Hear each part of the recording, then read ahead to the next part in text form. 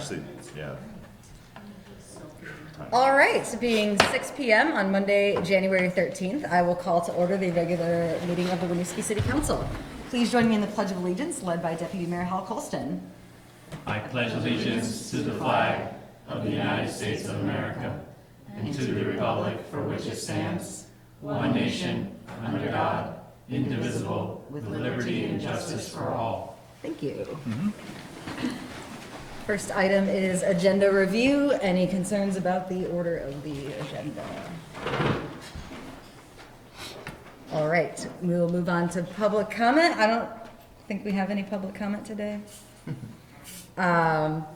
Moving along to our consent agenda, we have 4 items for approval. We have the City Council minutes from January 6th, warrant ending January 9th, reappointments of our Development Review Board members, and our annual certificate of highway mileage for V-Trans. Any questions, concerns about the consent agenda? All right, so I would entertain a motion to approve the 4 items as listed. So moved. Second. Motion by Amy, second by Mike. All those in favor, please say aye. Aye. Motion carries. Thank you. Moving on to council reports. I think I'll start with Mike this week. Sure. I want to thank Amy for covering me on the Municipal Infrastructure Commission meeting, and I really have nothing to report. All right. So I attended the Municipal Infrastructure Commission meeting last Thursday. They discussed a number of items, one of which is the Caring for Canopy grant, which John is going to be talking about later today, so I'll save that for his discussion. They also were looking at a draft sewer ordinance, and the idea of the ordinance really is to build more of a framework for industrial wastewater in particular. So they're likely going to be coming back to council soon with a draft of that ordinance. And then the bulk of the meeting was used to discuss the transportation impact fee, and this is essentially a state program that allows us to raise money for any new development that would create additional trips to or from the city of Winooski. Then we would use that fee to go towards capital improvement projects. So I wanted to just give council that that's a heads up of another item that will be coming our way in the next couple of weeks or months.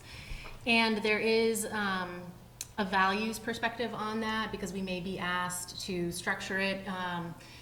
We have the ability to structure it in a particular way if we so choose. So for example, if we decide that we want to focus on prioritizing affordable housing, we may be able to give an exemption for that kind of development that happens in the city.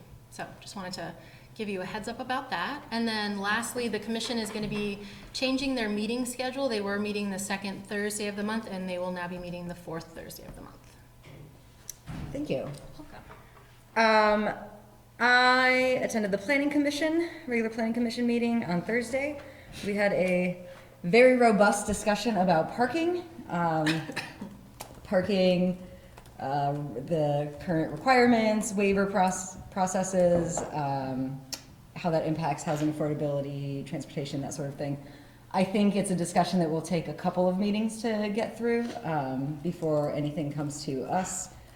We may, sooner than later though, be hearing about a parking waiver in regards to the school's redevelopment project, because there's an issue with our regulations not meeting the needs of the work they're doing. So that is forthcoming. We also heard about a new project on East Allen Street that is for mixed income housing being developed. Those developers will likely be coming forward to tell us about that as well in the very near future. I'll pass it to you. I have no report at this time. All right. So along with Councilor Myers, I was able to attend a meeting at the courtyard with the Winooski Housing Authority with a couple residents there, which was a great conversation and really interesting issues raised, and looking forward to getting back there on a cycle coming up. And I was fortunate enough to be invited to take a tour of the 2 Creative Community space down on Canal Street. Got to see some work they're doing on a show installation that opens up on Friday, and hear more about some of their programs that they're offering, including movie nights for kids and Fiber Art Wednesdays and a couple other activities. So it was nice to be able to see that space and meet the folks who are working on that. Thank you. Can I add something? I did forget about that meeting with Jim. I wanted to touch base on that because I meant to say that. one of the key components of that meeting that we talked to with several residents there was trying to find a spot in Winooski around the senior living quarters that will put a market in. I don't know, with all the new development coming to Winooski, if there's room for maybe a smaller size market that has affordable pricing for groceries. Because I know that that's one of the things that we kept hearing, and even last year campaigning, that's another theme that we heard from the seniors. There's something in walking distance to central Winooski, that was one of the big things that they said. So, Yeah, and that's come up in other meetings with other WHA residents, Yep. is around an affordable grocery store, because most of them feel they have to go to Shaw's or Hannaford's through the bus service offered by the authority, but their ability to walk to a market was also expressed a couple times.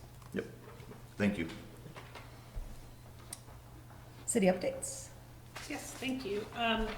Just a few updates from us tonight. Heather and I attended the Senate Economic Development and Housing Committee of the legislature last Thursday, I think we were, in Chittenden County. I was asked to speak on a panel on behalf of the mayor about some legislation that the Senate is looking at this session to promote both housing growth in general and affordable housing specifically. So I had the opportunity to talk to them about what's going on in Winooski and the development we're seeing and some of the policy levers that could be pulled to develop more housing statewide and develop more affordable housing as well. So thanks to the Senate committee for that invitation. I also want to thank Public Works and the fire department and the police department. It was quite a weekend in Winooski with a pretty significant water main break on Cedar Street that resulted in evacuation of a couple of houses for a couple of hours, and then of course storm prep. And we're thankful the storm didn't hit us harder, but wanted to thank FD who staffed up for that, and police who of course is always on, and Public Works for responding quickly to the water main break on Cedar.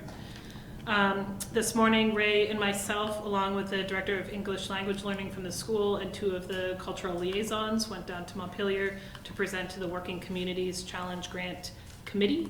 It was a great opportunity. Several of the committee members who are reviewing our application are folks from the state and federal government that we already know, which I think is a benefit. And the really huge shout out to the cultural liaisons who really knocked it out of the park on the success they've already seen at the school and how that may be expanded on at the city level. So we likely won't know until the end of January, beginning of February about that grant decision, but was really proud of Ray and our team for that opportunity this morning. I shared with you last meeting that we received our common level of appraisal at the end of December. It's down to 83.75%. What I did not know at that time that our assessor shared with us last week is that the state actually changed the percentage last year. Kind of, I think, under the radar. It was not on anybody's, no one seemed to know about it until the January tax department communication came out. So they actually increased the CLA to 85% to trigger a reappraisal. So that means we will be directed likely over the summer to start that process. So after Angela and the clerk's office and I have started having conversations about how we move that process forward, and we'll likely be coming to you with an outline of what that might look like over several years later in the spring. Just a heads up that the January DRB meeting has been canceled because we have no required hearings scheduled. You heard about the Planning Commission from the mayor. And just a final plug about some fun events going on. First, the really successful Battle of the Badges blood drive last Thursday. We had 45 donors come through the fire department, which was great. And kudos to Erica Bailey and the fire department staff for setting that up. I will let them disclose which badge won the day.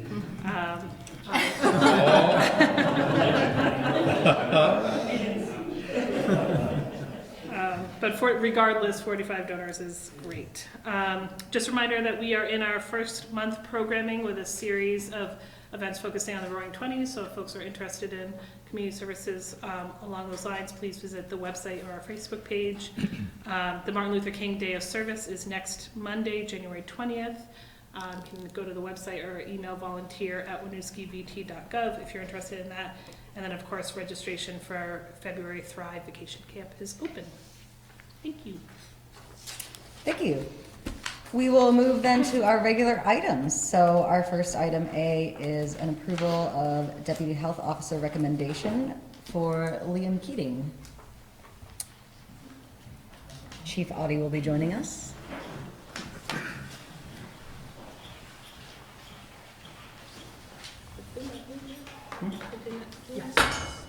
Good evening. So this is a request to make the recommendation of the Department of Health to appoint Liam as our second Deputy Health Officer. We technically have three. I serve as the health officer. It used to be done by the mayor. We changed that just because of the workflows. Great. I appreciate that. And then we have two deputies. So we're fairly busy on the health side, whether it's dog bites or property complaints, that sort of thing. But it really opens up resources that we can bring to the residents. As it's not just about us doing the enforcement, it's about having access to resources. So pretty important roles. We work in it daily. This is filling the vacant spot by Courtney Brown, who left employment with the city. So pretty standard. So. And this is usually in tandem with the fire marshal, assistant fire marshal role. Yes. Yeah. Again, it's really works together. Liam worked today, in both his assistant fire marshal and the health side of things. So it's a daily occurrence for all of us. Well, thank you. We're happy to have you fulfilling both of those aspects of the work. Are there any questions from council? I think this is a pretty straightforward and natural step to take. So I would entertain a motion to approve the appointment of Liam as our Deputy Health Officer. So moved. Second. Motion by Mike, second by Hal. All those in favor, please say aye. Aye. Motion carries. Thank you very much. Thanks so much. Thank you both. Item B, FY21 Unified Planning Work Program Application, Parking Inventory Analysis and Management Plan. And Eric will be joining us. Yes. Thank you very much.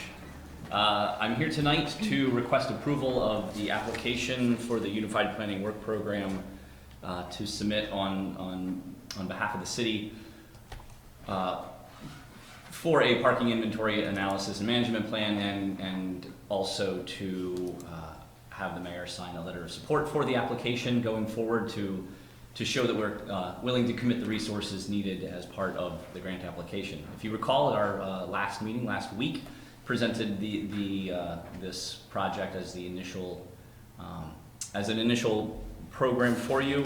Included with your agenda tonight is basically the application, pretty much as it's being proposed to be submitted, but it lays out a little bit more detail on what we'll be looking to do, primarily an inventory of the existing parking along several of the main corridors: Main Street, East Allen Street, Mallett's Bay, Weaver Street, and Spring Street, looking at what some of the proposed changes to those facilities how those changes may impact parking, looking at recommendations for updates to the city's existing parking management, enforcement, pricing, and also the regulatory side of things for any changes as well that might come along with that.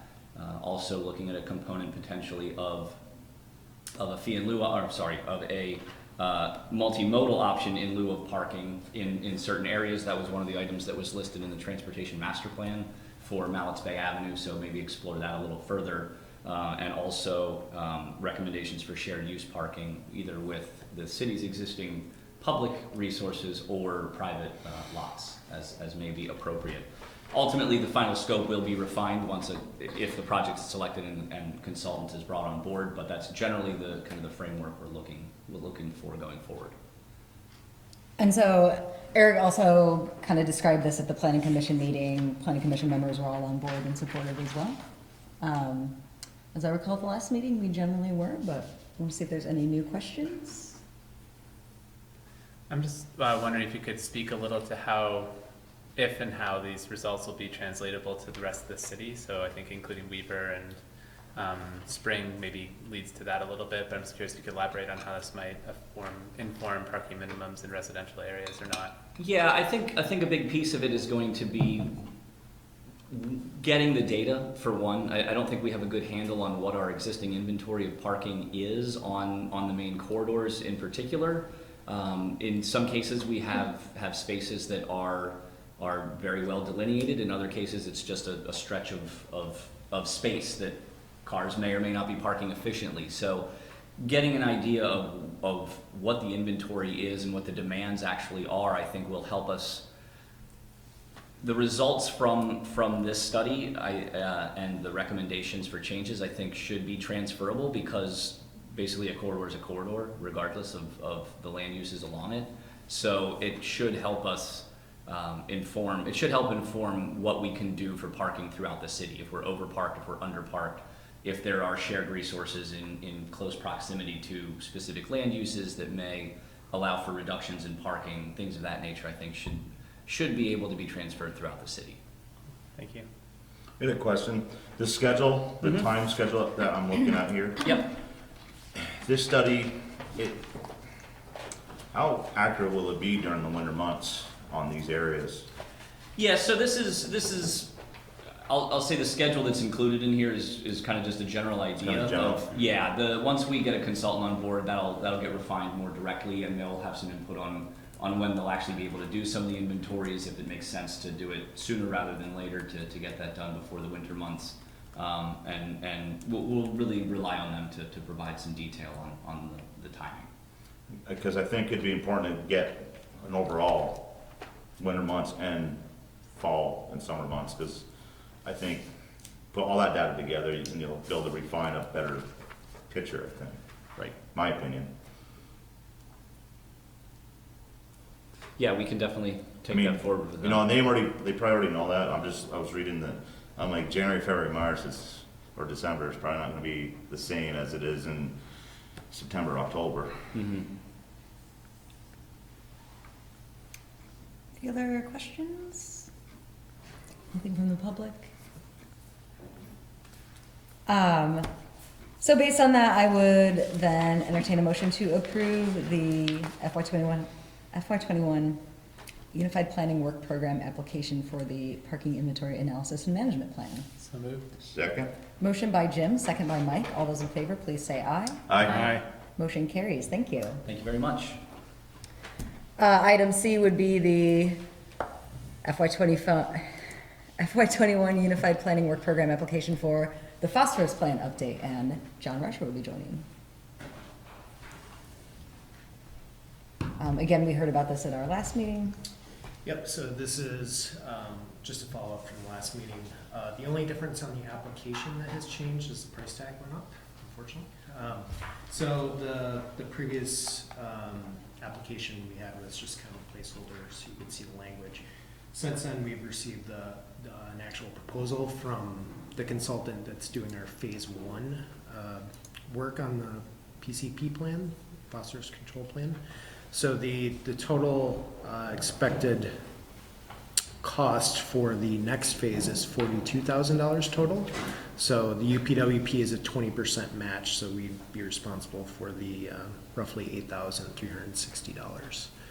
So, and then just to give a kind of a brief overview, so this application, it's a little more straightforward because it's a regulatory requirement. So by April 2021, ANR requires that we complete a PCP report. So this application, the final deliverable would be that report that's submitted to the regulatory agency. And within that report, it outlines, so we're required to reduce our phosphorus load by about 20.2% based on ANR modeling. So the report would outline what BMPs we have currently in place and how much reduction those are worth, and then, you know, what additional BMPs, best management practices for stormwater, that we would need to implement. And by 2036, based on the permit, we would have to have those BMPs in place. So this is just the sort of the reporting, and it gives the outline of the practices that we'll be prioritizing.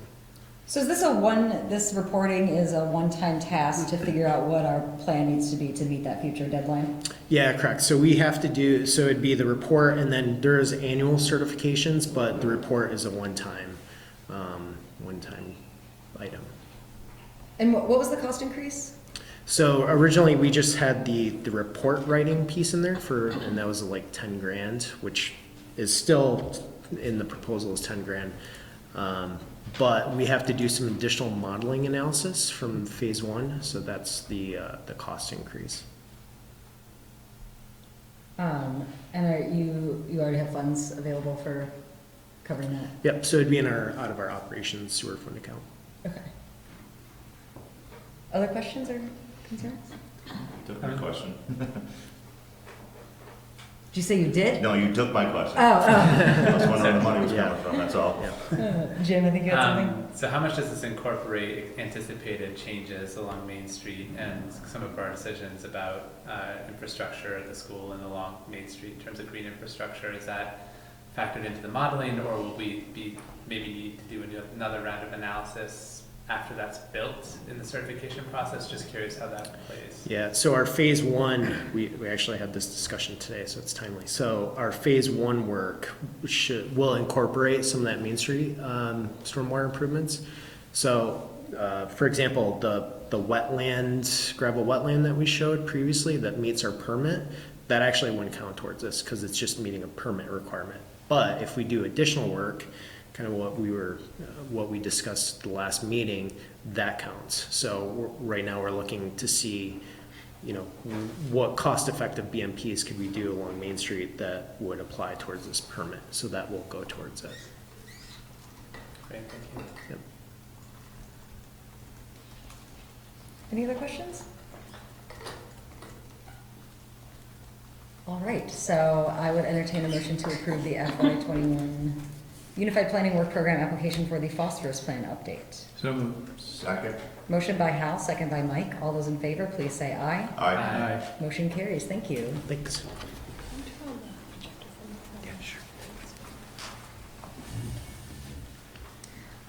So the next item will be the discussion of FY21 budget for public safety. So police, fire, dispatch, code enforcement, and community justice. Who will join first?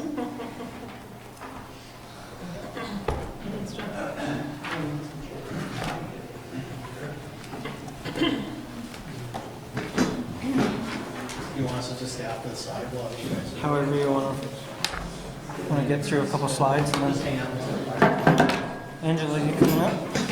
You want to be associated with this? Hey Rick, you don't have your stun gun with you, do you? Yeah. They're kind of keeping crap here. That's why I You're brought like, I Spittle. don't want to talk. Okay. He didn't want to sit next to you. I don't know why. Sure.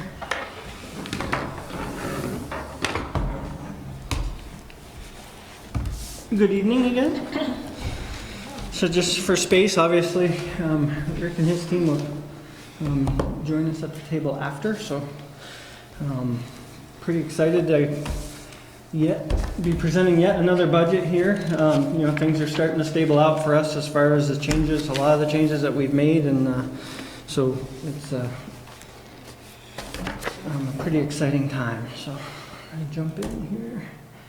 What's included in here is a general fund. The fire and code is under the general fund, and we do have an enterprise fund, which is a rental registry. Kind of our org chart with our mission. We are delineating the red and gray triangles in the corners as suppression and community risk reduction. So the picture we're trying to paint is, there's a lot of effort going into prevention, but we're also, that team to the right is also your daytime emergency response. And it's pretty exciting. I haven't updated this, but in the last week or so, we've had at least 2 to 3 additions on the left-hand side under the suppression that are now gone and got their inspection certifications. and they understand the importance of what we're doing here in Winooski as far as they don't want to be just firefighters. They want to understand the holistic view, the global view. And when they're going into places and dealing with a cooking fire, they want to be able to have the tools to talk to people about community risk reduction and understand that. So it's pretty exciting to see that start to organically cross over. Questions on the org chart? How about you guys jump in with questions I won't have to ask? Department value statements, the department historically hasn't highlighted these, and after several years of going through your strategic vision statement and that process of you folks kind of creating those and making those priorities for us, and then us creating workflows, this seems like a good fit for us to start to really push down into the ranks and the staff and really build a stronger foundation for the work we do on a daily basis. That circles back to your strategic vision. So that's the intent of highlighting that. FY19 accomplishments. There's a lot of this that's tied together to Firehouse software inspection. The software you've heard a lot about. Last year we spoke about the top 5 Vermont lead violations, electrical violations, smoke, carbon monoxide, periodic inspection of heating appliances, and secondary mean of egress. Park Mobile came on board. Lots of work around the firehouse, the heating units, the sewer. Again, a lot of catch up on deferred maintenance. So again, that's when I say things are starting to stabilize. I think we've done a lot of this work. A couple notes on the bottom 2 bullets under municipal infrastructure. Completed overhaul of the pump on the 1995 pumper. That's a typo on the 92. The 92 is the one that left here 2 years ago. And then the tower is a 99. So the numbers just got shifted on us.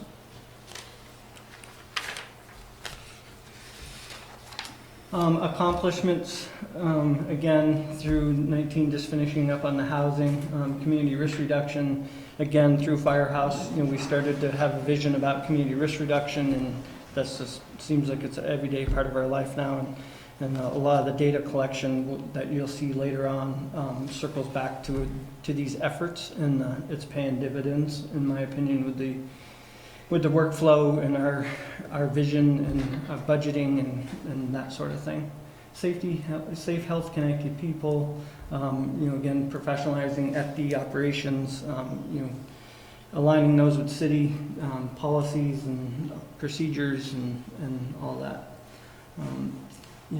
We have a couple people at the National Fire Academy. Lieutenant Deliberate will be in his second year of the managing officer, and Captain Keating has been accepted into the managing officer program. So that's pretty good for a department our size to be represented at the National Fire Academy at that level. It's pretty impressive. So accomplishments for FY20. FM Global grant that you folks approved us to apply for, that's ongoing. Our pre-construction meetings, again highlighting the prevention piece of it, being ahead of these big projects with fire issues. These are 20, 30-year decisions when these big buildings go up, so there's a lot of work that goes into the pre-construction. Kudos to zoning and the building side of things. They incorporate, give us the ability to participate at that level. It's super important. The home improvement loan with Heather, the Economic Development Office, kudos for getting that off the ground. Reevaluation for current ISO. So our insurance rating 4 years ago, we went from a 6 to a 4. It's a 1 through 10 rating. The lower the number, the better. So that's pretty significant. For every number, it's between 11 and 17% on commercial, especially commercial insurance rates. So again, as those numbers come down, people should experience that. So this is the reevaluation of that. It's kind of the midterm, if you will, for them to come back in and make sure it wasn't just a fluke that we went to the 4. So that's submitted. I should be able to give you the confirmation on that within the next 30 to 45 days. So, Are you describing a reduction that applies to like the city's insurance or to everyone that gets insurance in the city of Winooski? so it's the city of Winooski. So anyone Okay. within the city that goes and gets commercial insurance, it allows you as a homeowner to also experience it, but it's very small. It's mostly the big commercial properties, Okay. commercial policies that they look at. And it has to do with water supply, staffing, training, dispatching. They're saving money because we're providing good services. That's correct. Excellent. So through all of our prevention, again, community risk reduction, the dispatching training, all that matters. It's all looped in and they have a whole criteria. I think our binder's probably 6 inches of just different stats that they wanted and information that they want. Cool. That equates to our truck set, to the equipment that you house and just response times, training levels, all that. So there's a lot that goes into that. And maybe when I get that rating, I can kind of do a summary page, we could spend the day on it. Obviously, if I can feel comfortable getting it to a 15-minute kind of summary of what that is, in areas that we should look at, the number one, be able to keep a good number and or possibly improve. So. Pretty excited. The code enforcement, one of our code enforcement officers showed interest and attended the fire inspector class. When I wrote this, he was enrolled, has since passed that class. So he has a certification, so then we can use them on a larger scale to help us with the housing inspections and follow-ups and that sort of thing. So again, when we talk about cross-functionality, we've really wanted to capture some of that time, and so that's a pretty big deal for us. Municipal infrastructure, replace a 08 command vehicle, overhead doors. That was all done in July. A ton of work going into our self-contained breathing apparatus, CIP. Those have a shelf life. They're extremely expensive. They're a specialized piece of equipment. We have approximately 30 of those units. And again, they're super expensive.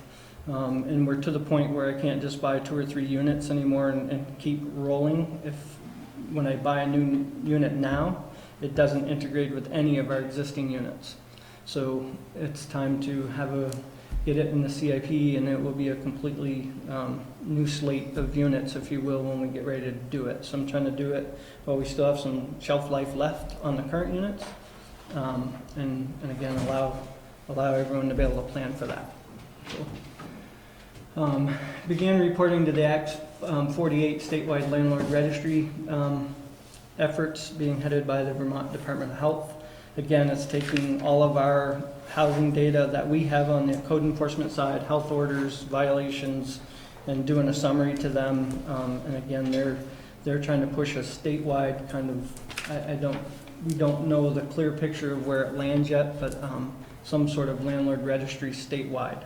It won't affect the current folks that have code enforcement that do housing, but we are certainly a part of their decision-making and kind of data collection. Safe, healthy, connected folks. Obviously, Liam, hiring Liam and crossing that position over from just being a fire marshal, but from being just a fire marshal to also daytime fire coverage has been huge. Pretty excited to have that one behind us. FY21 goals and priorities. Our MOU with the Division of Fire Safety that allows us to do inspections here in the city is up. And we have talked for many years of including possibly plans review. You're going to see that as a potential future revenue source. So what that is, when the big projects come in and they have to have a plans review for fire safety done, and they pay the state a permitting fee. And then once that's issued, our staff goes and does the inspections with a state inspector. So we would like to get that certification and have some level of permitting fees stay within the city. We feel, number one, we can offer better customer service, and we can work closer with our developers, again, to get through these 20, 30-year decisions and lessen the impact on our community through these big developments. Didn't we do that in years past? You know, so we're at the table, again, we subsidize that, because the state's getting the money, but it's so important, those pre-construction meetings is a lot of our effort of trying to get involved in it. So we subsidize a lot of that work. And even the customer service, you know, the state inspector covers the whole county, if you will, so he's dealing with several communities. So our staff does his scheduling here in the city. You know, Liam or another staff go on every inspection they do here in the city. Again, we're subsidizing that through our building permit process, when they're getting the money through the plans review. So we would like to capture some level of those fees. Yes, it's another certification, but it is a potential revenue source for us. Develop a CIP for the tower ladder. Again, huge purchase. We all need to plan for it. And again, there's, if you will, shelf life left on our tower. It's in good condition. It's in good running order. But there is kind of an end date of when ISO and NFPA recognizes the age of those trucks. And you know, we're in that 6 to 8 year window. So trying to work in the Public Works and the CIP. You know, it's mentioned in the CIP this year. You know, understanding what a trade-in value, how long do we wait? You know, what's the difference in the trade-in value? If, you know, the longer we wait, obviously, the less that is. You know, what's the benefits? What's the pros and cons? So just trying to get that all on paper so we can all start to plan. Does it need to be longer? Is it, you know, John, that truck, if we found a different fire department in need of something like that, would we be able to resell that truck to a different community? So that's what I'm saying, the resale value of that truck. It'd be different than trading it in, all right? So yes, we can market it ourselves. Again, you know, I've done both. So understanding, we can pretty easily run those numbers and understand what that is. Okay. You know, there's a whole host of things of storage. You know, if it takes 6 months to, you know, to sell it, how do we store it? How do we, you know, there's a whole host of things that, again, through the planning need to, but if there's a big difference in that value, I'm in. You know, using the inspection data under housing, you know, we're starting to see through that data to talk about our actual fire loss here in the city.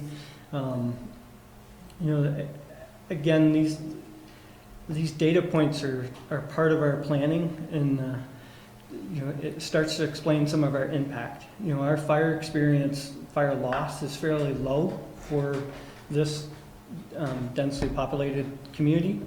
You know, we're seeing smaller fires that are having larger impacts. The fire loss isn't all that good.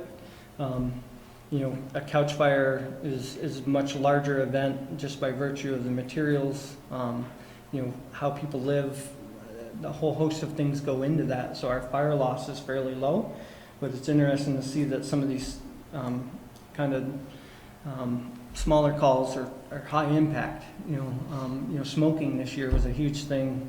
Improperly discarded smoking material was huge this year for us as far as you know, our fire experience. So again, you know, actual fire loss is tied to community risk reduction, and you know, what can we do? You know, the unfortunate fatal fire recently. You know, there's been some community risk reduction efforts, getting some flyers out about the dangers of smoking with home oxygen.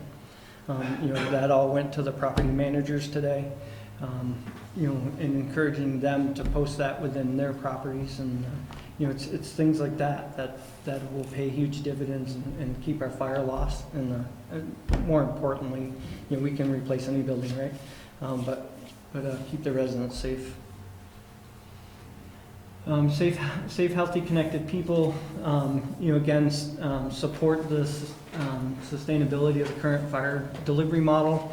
think we're still, understanding. Again, I think things are stabilizing as far as we're now seeing where we need to put some of our efforts, and that is supplementing our valued part-time people, during high demand times when we know they're out working in the city. You're going to see a couple graphs that support that data. The interesting part with part-time on-call folks is, these folks take their part-time job here, in some cases more serious than their full-time job, and they don't feel successful if they know we're short, or they don't feel like calls are being answered because they're at work. So again, supporting their emotional ties to this, as far as assuring them that it's okay to go to work today. We got this. We're supplementing you while you're away, and they pull a huge load for us. Again, you'll see some of that in the graph. Recruitment and retention's huge. It's not just here in the city. It's nationwide. It's statewide. It's region-wide. I think we, last year did a recruitment video. We're about to do some more recruitment. I think it's becoming pretty clear it's pretty challenging for us in our 1 square mile and with our diversity. There's a lot of learning for us to do there to understand what's available there for recruitment. And then certainly the retention part is how do we keep these on-call, part-time on-call folks and others healthy and continue to want to do this work. It's very demanding. Continue to participate in community events such as the Public Safety Day. That was huge. Again, kudos to PD and their staff for coordinating that. That was huge. Things like the Battle of the Badges. Those are huge. Those are big wins for the organizations and for the city as a whole. And then lastly on this page is a renewal of our MOU with St. Mike's Rescue. So St. Mike's Rescue provides our emergency medical services, our ambulance services. And we're to the point where we're looking at how do we continue that same model with their fire department, and again, stability and sustainability, and they're a super important part of that. They provide a huge service to this community. So if I could just underline that point for a minute, I think one of the things that was surprising to me when I came here is because we don't have paid on-call 24/7 or paid on duty 24/7 fire, in most departments or most cities where you have those 24/7 staff fire, most of their calls are EMS calls, and they are providing both services. The way we are supporting our community through paid on call is because we are not funding EMS services. That is solely funded by St. Mike's and the revenue that they garner from insurance carriers. So it's a huge value that St. Mike's is offering our community in this partnership that most other communities are paying for. Most other populated communities are paying for. I have a question, Chief. Yep. A couple of months ago, I visited the Air National Guard base and did a tour and all that, and learned that from time to time they may provide resource support to us. How does that work? Is there an MOU or? Yeah, so they're mutual aid agreements. We certainly, there's a couple ways to look at this. Automatic aid is how we work with St. Mike's on a daily basis. If it's a certain size building, they're automatically toned with the city of Winooski. Again, there's some data that I'll share in a little bit, but and then there's mutual aid. So we provide mutual aid to Burlington, whoever calls us, essentially Burlington, the Air Base, Colchester, whoever calls us will go in their time of need, whether it's manpower or equipment. That's mutual aid. Those are agreements that are signed through the Chittenden County Mutual Aid System. So the same thing with the Air Base is our first alarms where there's actually an event. We call the Air National Guard, and they send an engine off the Air Base to us. They would send us whatever we need. Same with Burlington, comes this way, Colchester. So it's a two-way street. Okay. And EVM as part of that too? So UVM is part of it on the ambulance side. So again, St. Mike's is our primary ambulance. So who supports, St. Mike's when they're tied up is Colchester, UVM, Burlington, South Burlington, Milton, Essex. They have their own mutual aid side on the ambulance side. And it's all automatic. If St. Mike's is tied up, their dispatcher automatically says next ambulance in line. If that one's tied up, it's the next one in line. So yes, there's always someone available. Just a slight friendly amendment to that. It's automatic, assuming, given that the dispatchers do it. Yeah. So Right. it's not that there's, it's a computer program that's telling them these are our humans and our downstairs or in Burlington Dispatch or Colchester Dispatch Right. saying, I know this event's happening, I know that our agreement says this, I tone these folks. On those lines with regional dispatch, one of the big things that I hope it brings is computer-aided dispatch, which it then would be in a computer system of how that all rolls. Right now, it's on paper, and there's a lot of human touches, and as again part of that one is to eliminate some of those touches and some of those delays. The human touch, and then having to pick up the phone, call, and then tone. It would be centralized in one location.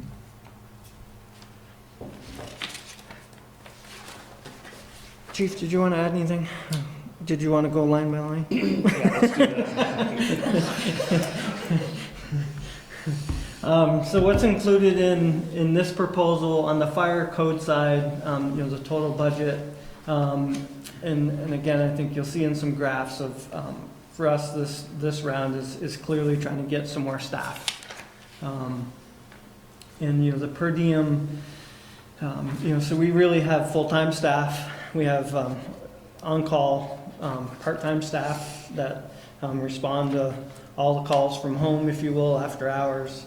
And then the per diem staff are people that are trained somewhere else. You mentioned the Air National Guard folks. There's some of those guys that do a 24-hour shift, and then they'll come here and do 8 hours. That's a per diem shift. So their certifications are all done by the Air Guard. They come to us trained. They learn the Winooski way. They're here for 8 hours during our known high service demand times. They're trained. We don't have to manage their certifications. We don't have to do any of that. They're able to operate at the level we need for delineated periods of time.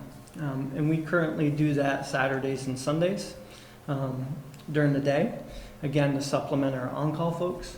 And we're looking to add another 8 hours to that. And again, we're finding times that we feel there's gaps of when people are available, whether it's our full-time staff or our valued on-call, part-time on-call folks.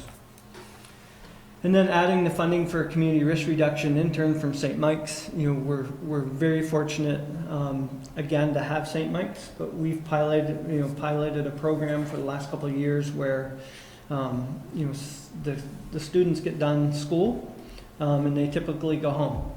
And they're going home so that they can work part-time jobs and earn some cash for the summer or whatever that may be. And while 14, 15 of their crew goes home, we feel those impacts, right? Because that truck comes into the city on automatic aid. So we know their numbers are down. So through the summer or vacations, we feel that impact because, if that St. Mike's truck comes out tonight, it's going to have 8 to 12 people on it. We like to say be careful opening the compartments because a student's likely to fall out.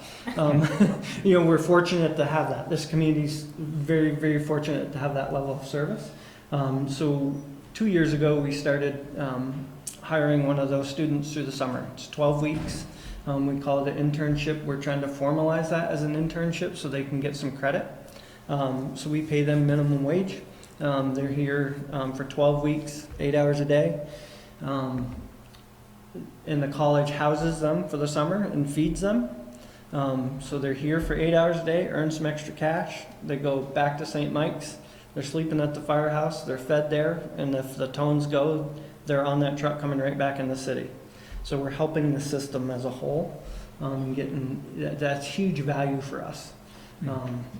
And so we're looking to add a second one to concentrate on, again, that community risk reduction, and hopefully, that 12 weeks will pay off for months out of the year as far as prevention. So getting into these higher risk buildings, getting into some of our businesses, and getting our community risk reduction message out. Chief, can I just jump in with a question? So I'm assuming both of these positions fall under your part-time Yep. salary budget. It looks like even with these new positions, your budget compared to last year decreased. Can you speak to why that is? Didn't it went up $24,000? The part-time line? So the part-time line, if you look at the FY20 forecast, the full-time line item is budgeted at $78,000 and is going to come in at $98,000. There was a former code enforcement officer that was budgeted as a part-time position and has become a full-time position. So there's been a swap. So some of Okay. these budgets cross over. Okay, thank you. In the rental registry budget, there's not a lot there to talk about. The revenues reflect the new development, improved balance of some of our current billings, increased staffing cost. As we brought on and as we hired Courtney's position when she left, we wanted that to do fire along with the fire marshal. So again, you're seeing in the budget some of that crossover and what that means. Thank you, Angela. Any questions so far? I think we're answering them as I go. The roll up here, a couple things to note on the increase on the office and general supplies. That's our telephone. So we're talking the fourth line down. Going to 6950 as proposed. That's our telephones. We added an IP static line into the firehouse to help us connect to City Hall. Those sort of things is what that increase is. We added a copier to the firehouse. We're trying to run off a couple of, for lack of better words, not a industrial type printer, if you will. So sometimes if we were trying to do some of the landlord registry stuff, we'd have to leave the firehouse, come here and do our printing, and so we just to the point with 3 of us working there to have a printer that can function. The contract for professional services, that's a big one, the 28.8. That includes Comp Plus, which does our code enforcement billing. So when we write tickets, it's a vendor that handles all the tickets, manages all the, sending violation notices, and they do a lot of that back office. They provide the software for us for the ticketing machines. That runs our online scheduling for our part-time folks, the firehouse software program, our subscriptions through NFPA and some of those other things. The vehicle equipment and maintenance, again, is a big roll-up for us. That's actually like 5 line items out of my budget, which include other equipment maintenance, vehicle maintenance, safety, equipment replacement, and small tools. So again, the fire service tools and trucks are extremely expensive. They're specialized. And they get a premium when you're trying to buy them or when you're trying to fix them. So, just last week we repaired two valves on a fire truck because of the cold weather, and it was $1,000. We did reduce the vehicle maintenance line item when we bought the new truck. Again, recognizing that we were going from a 20-some-odd-year-old truck, almost a 30-year-old truck to a new truck, so we did shift some of that money. So we do try to we'll watch that as closely as we can.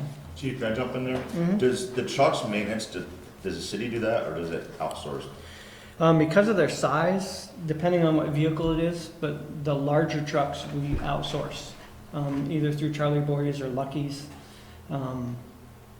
We have begun to work with Public Works on the smaller vehicles as far as inspections and oil changes, that sort of thing. So the command vehicles, our pickup truck, that sort of thing.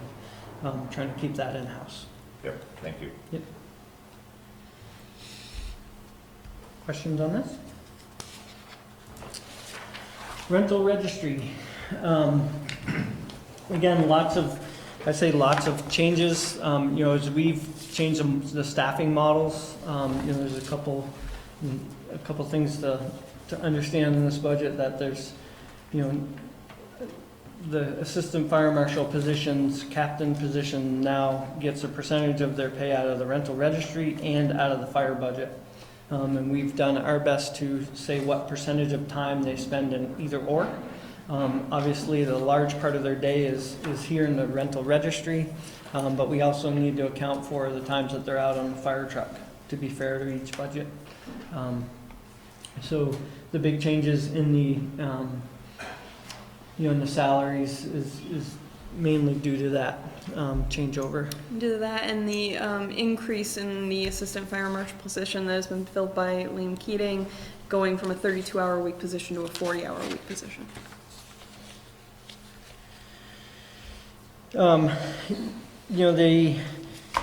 The total revenues, if you will, on the top of that, if you look across there, that's increasing.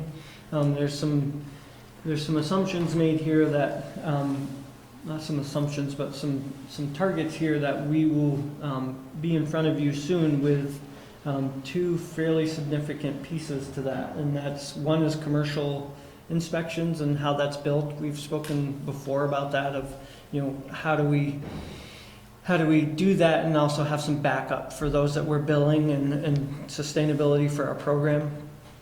We're very close to bringing that one to you. And then it is going back and billing, figuring out our billing for some of these larger properties. So whether it's Winooski Housing or Halkeen or Woolen Mill, some of those bigger buildings, when the rental registry was started, there was only one person here when this started. So they did a portion of those buildings, kind of a rolling by year. They would do either 2 floors or a wing. So in some cases, there's over 200 units that we should be billing $100 a unit for, and we're billing a fairly small portion of that annually. Whereas someone who has 80 units, we're billing them the full $100 annually. So again, that's something we need to bring to you folks and solve that. Along with that, there's some buildings that we've all felt, I shouldn't say we all felt, the previous understanding was they were exempt from inspections, and that they fell under the state and not the city. And that's just not the case. So we've got to solve that. And those are big impacts here, and they're big impacts for those folks. So there's conversations to be had about, how do we find that balance? How do we find a balance for the person with 80 units that we're billing full boat, and how do we find the balance for the person with 200 plus units? And Is that an every year inspection that you try to do for the rental registry, or is that every a sector gets 1 year, a sector gets another year? Yep. So they pay annually per unit, $100 a unit, and then we inspect on a 4-year cycle. So the city's broken into 4 districts. On the bigger properties, what we've done is, in some cases, we've taken 2 floors and done it in District 1, 2 floors District 2, just by virtue of manpower. And but a lot has changed in this rental registry, and I think it's time to have that conversation. So a few more points to add. I think it's important to note that one of the things that Chief and I have found is there are a lot of those agreements that are agreements based on what's been done in the past, but they're not reflected in the ordinance or any policy. So either we need to true up the ordinance with what we're doing on the ground, or we need to true up what we're doing on the ground with the ordinance, or we need to change the ordinance. Those are the 3 options, which is what the chief is suggesting we will bring to you in the future. It's functioning now, but I think we could do it in a much more equitable way. And I think that, in the conversations that Chief and I have had about this, it's also important to remember that this isn't just about, a certification a landlord gets. This is about ensuring that we have equitable quality housing for all of our residents. And if we're not doing that in a uniform way across the city, we may be adding to a disadvantage for some folks. And again, as I spoke about, the fire loss has changed, so has, the rental registry and the enforcement and the issues that come up. They're much more in depth, they're much more technical. So it's time to have that conversation again to assure that everyone's on the same playing field. And some of it is a policy decision of how that needs to move forward. Chief, can I ask a quick question? Sure. I don't know if this is possible to parse out, but so projected, you're gonna have $200,000 of revenue this year and projecting a $90,000 increase based on, at least in part, some of these policy changes that that could be enacted. Do you know what split you're depending on there? So is it like how much that 90,000 can only come through policy changes? How much of it is anticipated growth in the overall services you're providing? Does that make sense? So I think in large part it is us solving the billing issue. Historically the rental registry, seems like there's been a lot of development. Historically that is keeping up with our increases in salary and benefits and still allowing us to continue to build the reserve that we hope to turn around and reinvest with the landlords into life safety and housing code violations. I think that's reflected by seeing that the bottom there, the rental registry reserve being projected to be at 83,000. That's because of the development that has come is staying ahead of our expenses. But this will be a big kind of reset for the rental registry, and I realize that's not an insignificant number, but that's the imbalance that's in the system, what we're projecting, and I think we've been pretty conservative in those projections. Does that make sense? It does, yeah. It's a little bit uncomfortable to be putting our funds on the line, like our expenses on the line with that projection. And I totally get why it has to be done. I'm glad that we're doing it, but just to signal that it's a little bit challenging. But the reserve balance seems like it's also available if there is some collapse in that effort. So is that kind of the feeling? Because that was the other question, is what's the mentality about having such a high contribution to the reserve in this year of having 14K going in and getting it up to 83? And again, it's a policy decision for you folks, but again, how do we reinvest that reserve, right? Is it to hit the reset button? Let's look at how long this rental registry program has run, from start to today, and it took a very long period of time. We've done a tremendous amount of work and brought a tremendous amount of value to this community over these years running this program, and should we reinvest that reserve to help balance this and overcome this and get it kind of hit the reset button for the future? That's a discussion we all need to have. Thank you. Because that impacts, this will literally be hundreds of units that you're talking about kind of bringing on, and I think it goes to the playing field is not equal in some cases, and it's becoming bigger and bigger, and we want to try to solve that.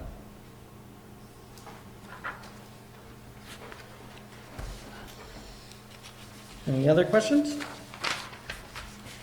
A couple of graphs that again is adding the staffing and kind of the mindset of what we're into here, and again, kudos to Firehouse and the staff that continue to drive information in. Chief Spittle sits there at midnight trying to do fire calls and inputs and emergency calls. What I tried to do is paint a 4-year picture for you. This data here is listed from July 1 to June 30. So, in 16, annual was 368, 387 in 17, 398 in this last year, 346. Again, I'm not ready to start banking on those trends, And I ran the annual numbers, calendar, if you will, and 16 was 389, 17 was 379, 18 was 364, and this year 19 ended at 391. So again, as we look at this information and we start to collect the data, what's it trying to tell us, and how can we use it to our advantage in the future? And again, staying on staffing, so those are your kind of annual roundup. If we go over here, and Thursday's missing, which I just realized, but if we start here on days of the week, Sunday, Monday, Tuesday, Wednesday, Thursday, Friday, Sunday, there's no real day of the week that sticks out. So it's pretty interesting. You start looking at this data, and time of the day, when I start to look there, we start to see some spikes. And that's why that is one piece I can rely on, starting to apply some of our staffing, seeing our demand times. So there's no day of the week that really stands out, but there are some times of the day that we know the call volume's a little higher. And then this one here, again, I like to paint a picture of 6 to 6. So 6 a.m. to 6 p.m., I know most of our on-call folks are off at other jobs. And then 6 p.m. to 6 a.m., again, these are national kind of trends, if you will, and stats. We know they're most available, if you will. So the inner circles when your full-time staff is here and or per diem, and the outside circle is when we almost exclusively rely on our on-call part-time folks, and they pull a huge load. We depend on them a lot. So again, when we start to talk about supplementing and assuring that we can get out the door and maintain our numbers, this is all part of what we're starting to see and be able to discuss. Looks like on the chart on the right, Thursday is 220. Mm-hmm. Yeah. On the call stuff, we again, these charts are not up here, but I'm just going to kind of go off the grid for a minute. This last year, 2019, we ended with 391 calls. We averaged 5 staff members. Our average response time from alarm to arrival was 6 minutes. And we had 13 calls that were simultaneous, meaning we had more than one call going on. So again, this data is starting to tell us, and starting to give us some points that, what is the acceptable risk and what is the expectation of this staff? When I think about a full-time department getting out the door in 3 minutes when they're sleeping in the firehouse, if our average time is 6 minutes, I can sit here in front of you with a pretty straight face and say we're doing pretty darn good. Mm-hmm. The staff is doing pretty darn good.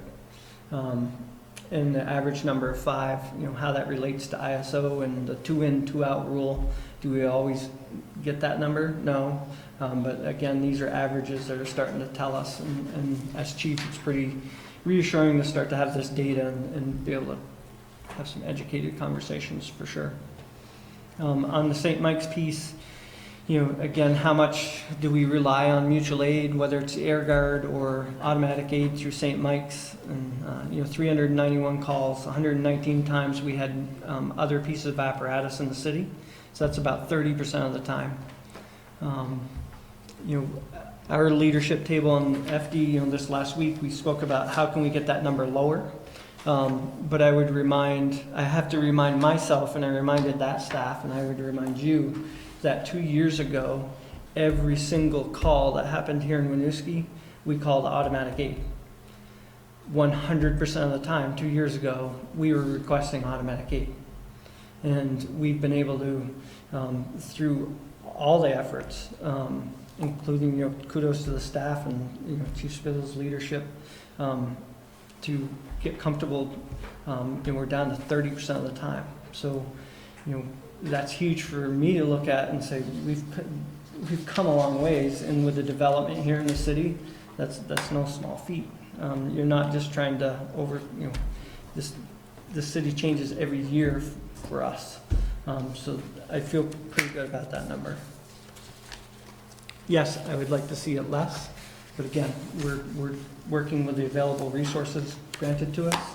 I think this data will help us reduce that number.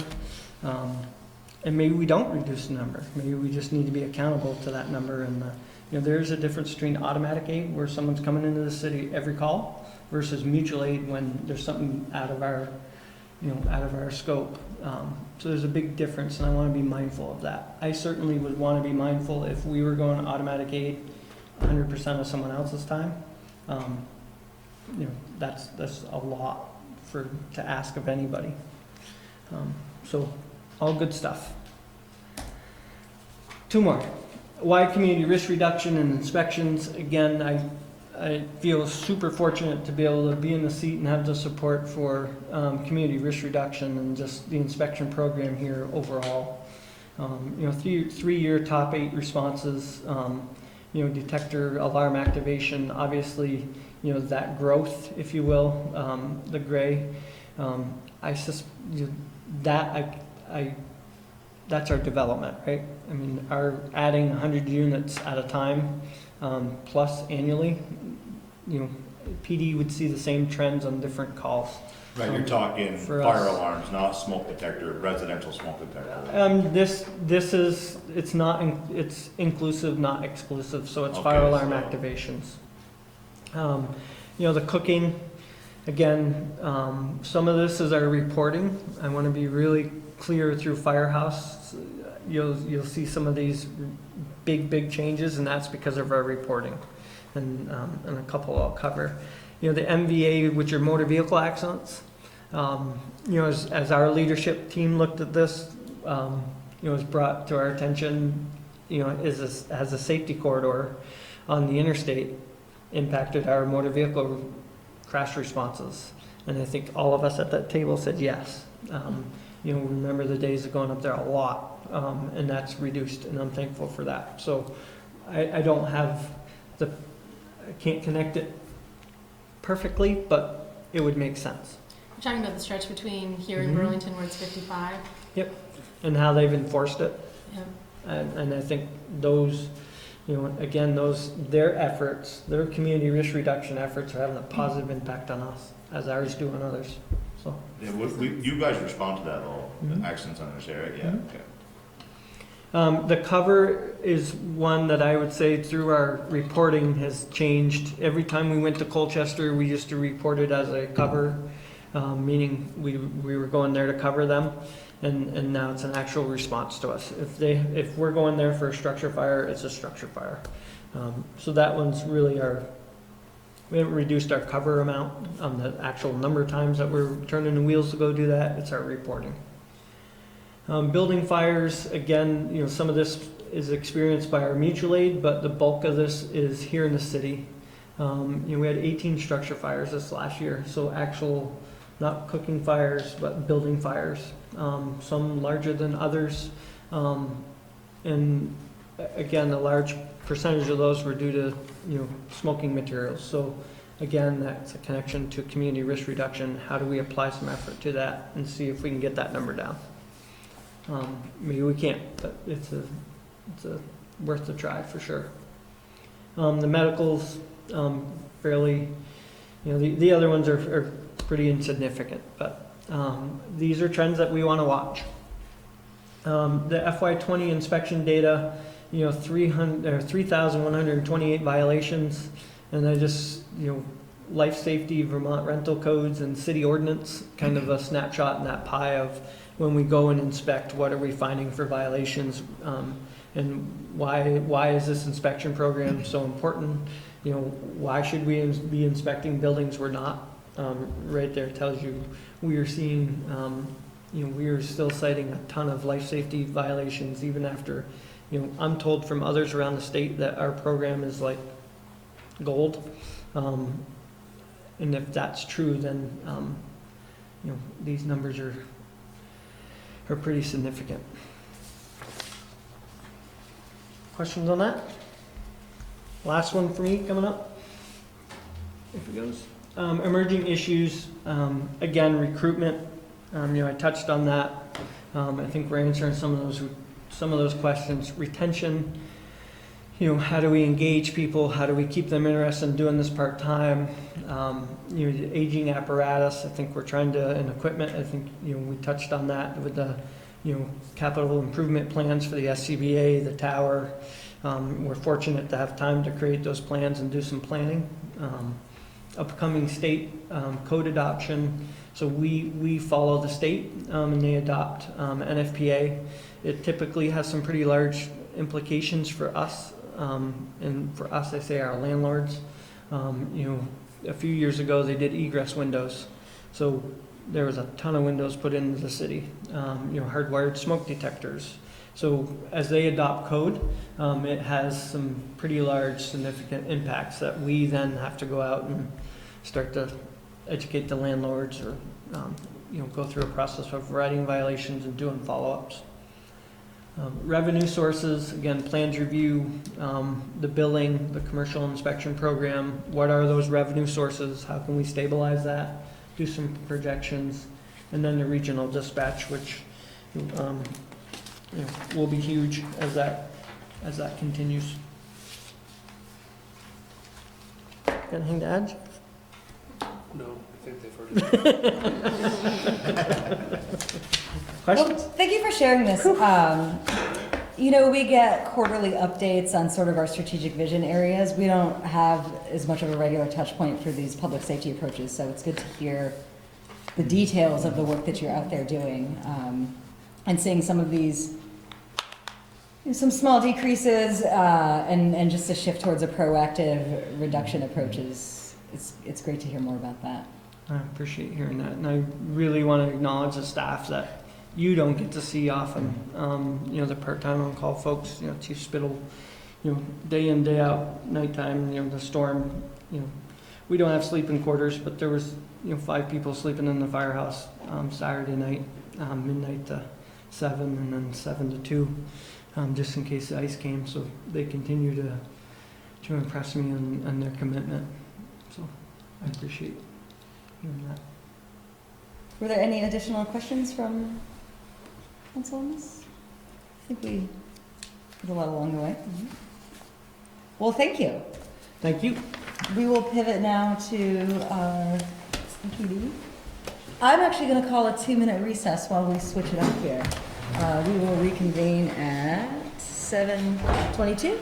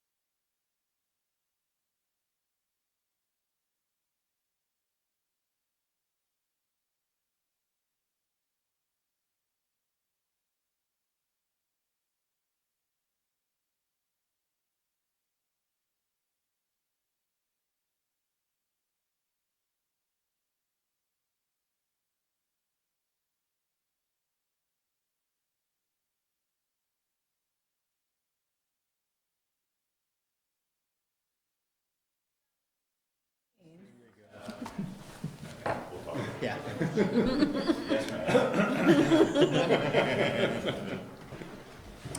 All right, let's pivot to hearing about Police Department and Community Justice Center. All right, good evening, everybody. First, we're going to start with the general fund with the police department, which also includes dispatch.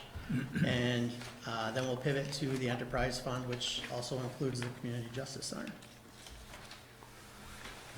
PD organizational chart remains unchanged. The only thing that's really changed is I have a full management team, which is pretty exciting for me. So there's 16 full-time officers, which includes the chief, 2 lieutenants, 3 sergeants, 2 detectives, 8 patrol officers, and then we also have 3 part-time patrol officers that work at other agencies.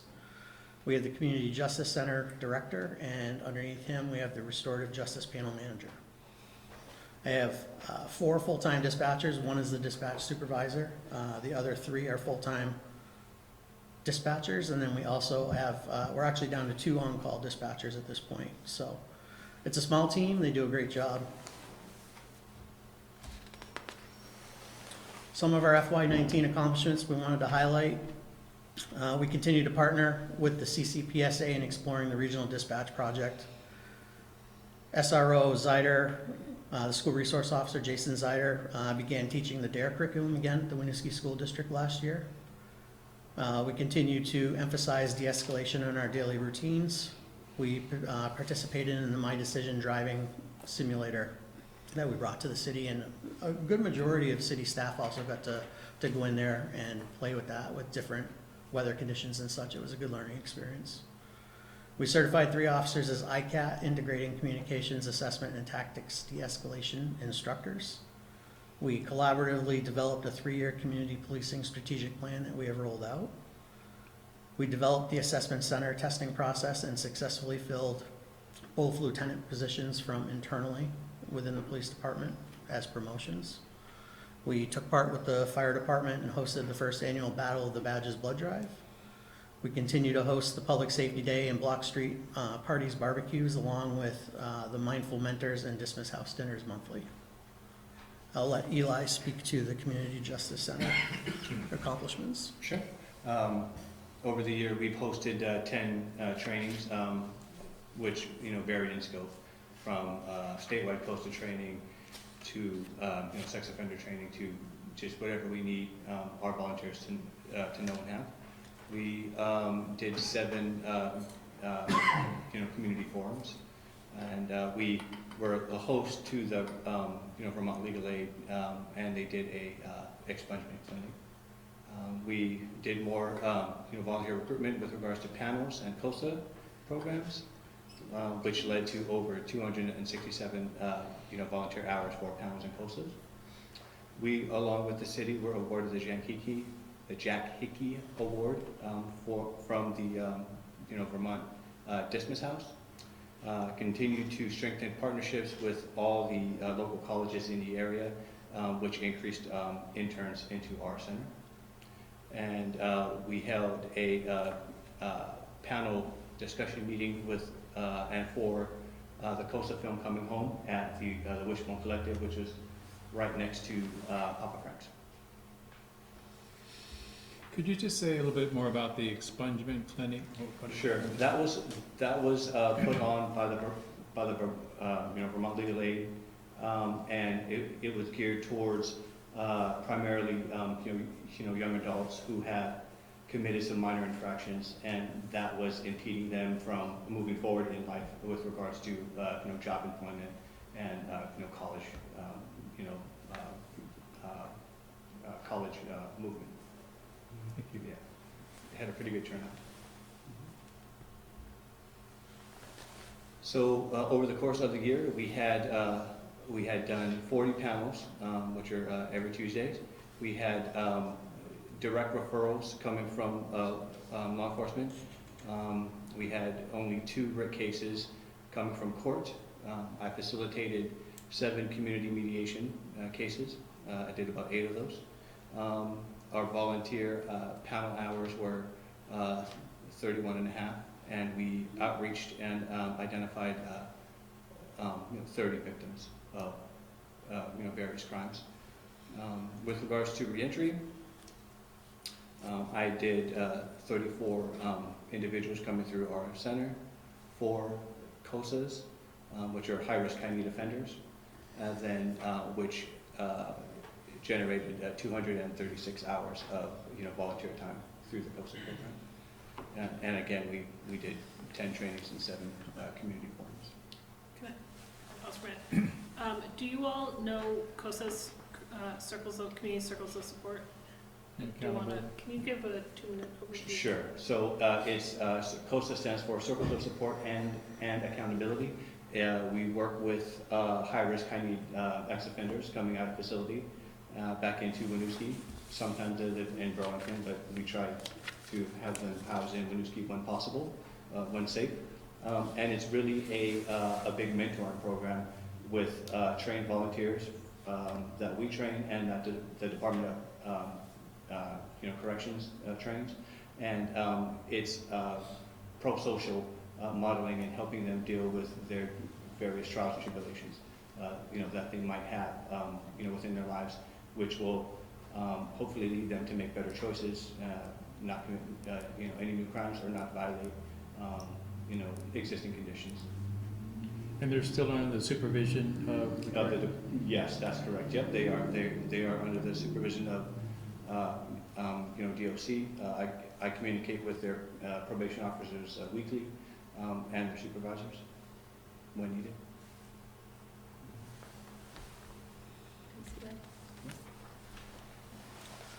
Touching some of the highlights for FY20 accomplishments to date, the community outreach team that's embedded within the police departments in Chittenden County was expanded to 5 members.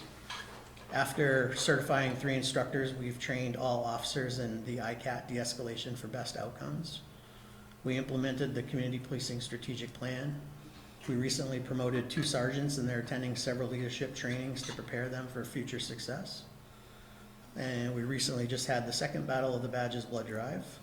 And both lieutenants are scheduled to attend the FBI National Academy, hopefully the first one beginning in March of this year. And so I've continued to reach out to local stakeholders with regards to building, stronger community and, partnerships. So some of the, abbreviations are the Dismiss House, the Winooski Housing Authority, RPD, our State's Attorney's Office, and, Burlington, Probation and Parole.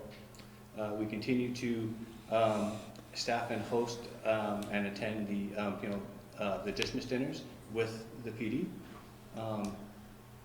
Participated in a harm reduction forum this year. Participated in sensitivity training. We hosted and held our 5th annual COSA holiday dinner at the Senior Center, which had a great turnout.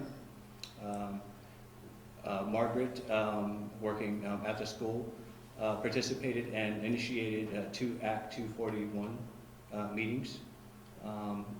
There was crisis management and other consultations with the school. She served and participated and spoke at a conference in New York entitled And Justice for All, to a pretty good turnout as well. She also did crisis management at the Edmond School in Burlington, and she had done circle work training with the middle schoolers in Edmond as well. What's an Act 241 school meeting? So, as I understand it, it is a kind of sounding the alarm. Were some major issues there with regards to some children, and so she wanted kind of like a all hands on deck with all stakeholders, superintendent, principals, herself, different caseworkers and behaviorists to help these youth deal with the issues that they have facing them. Chief, I have a question. The lieutenant's scheduled for the FBI National Academy. Does that mean that we're going to be shy 2 lieutenants? It's not at the same time. So it's a 10-week program, highly recognized throughout the country. Really, it's a program to further professionalize us as an agency, prepare them come the time when I retire, if they want to, have all the check boxes done on their resume of something that you would want to see in a prospective chief. And it's just, you know, it's just good training. It's just training, they're not leaving to go to the FBI. No, it's not. just a 10-week program that's offered to Okay. local and municipals. And not, it's, many of the police leadership I've worked with have gone through this program. It's a really exceptional local government specific training program that uses the resources of the federal government. And then you're also with lieutenants and other chiefs from other communities, so often you build kind of a peer, your own kind of peer network that you bring back with you as you lead departments into the future. It's a really smart idea for the chief to think about that kind of succession planning and ensuring that those lieutenants are ready to go. It's great, I just hope we aren't losing them. They seem pretty committed.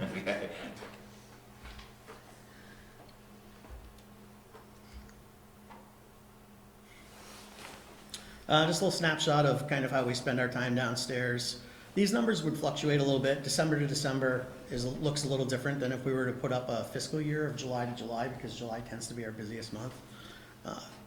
Historically, you can count on between 9,000 and 9,500 to 9,700 calls for the police department in a given year. We had 373 criminal arrests last year. We had 257 calls directly involving mental health issues that were referred directly to the community outreach team, both in person, face-to-face, over the telephone, and proactive follow-ups by the team. It's been a huge addition to the police department, and it's freed up a lot of time for the patrol officers, that they're not trying to be the resource for all these people anymore, and that the community outreach team is actually filling that void, so it's been really a big help. And that's the program, it's a partnership with Howard Mental Health, where they have staffed up a team of caseworkers and embedded them in our police department and the surrounding areas police departments. 30 direct community outreach events. I've touched on it a little bit before with the Mindful Mentors, Coffee with a Cop, Public Safety Day, Dismiss House dinners, and the Block Street parties. If you look down at the graph on the left-hand side of the screen, that's just our top 10 incident types for the year. I'd just like to point out that foot patrols is number 2, even though, you know, it's not very foot patrol friendly in January and February. The men and women up downstairs still try to get out as much as they can and be on foot and be accessible to people. Do foot patrols downtown after the businesses are closed, pull on doors, make sure everything is secure, that type of work.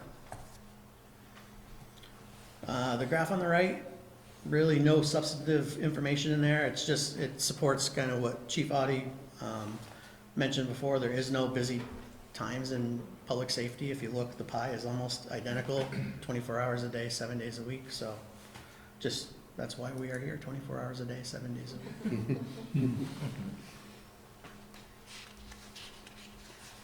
Yep. And pivoting to the Justice Center, as of 7/1 to the present, we've had 18 panel cases, 15 criminal direct referrals coming from law enforcement. We have had no rape cases. We've had 3 cases coming from the school. I've done 7 mediation cases in community. The 18 panel cases translated into 12 hours of volunteer time, and 16 victims were identified and notified. I've had 8 reentry clients. I'm currently doing 4 COSAs, and that has equated so far to 210 hours. We've held 1 training and 3 community forums.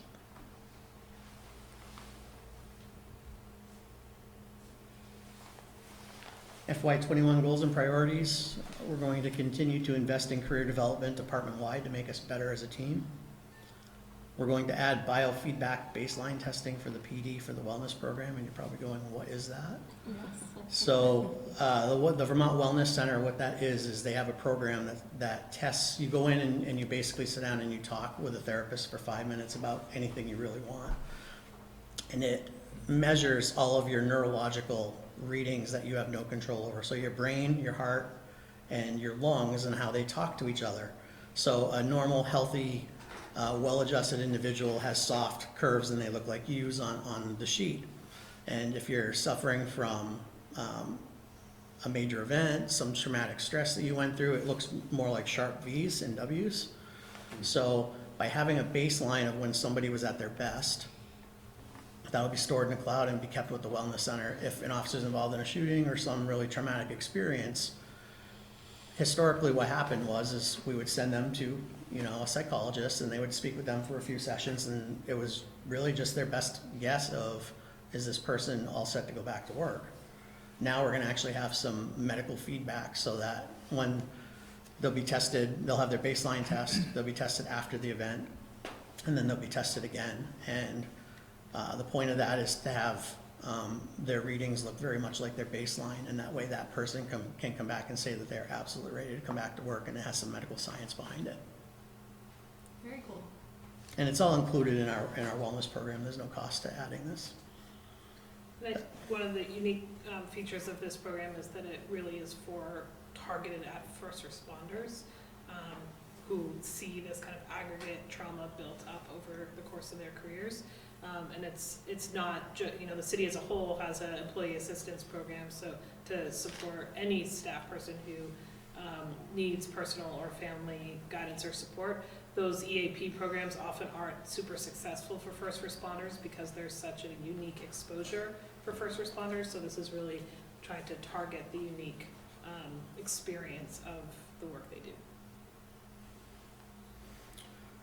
This is kind of probably a little bit of a reach, but I'm hoping to add an in-car camera system using asset forfeiture and existing equipment line item funds. I say it's a little bit of a reach because I don't know what the exact cost is yet, but it's a goal to get cameras back in the cars.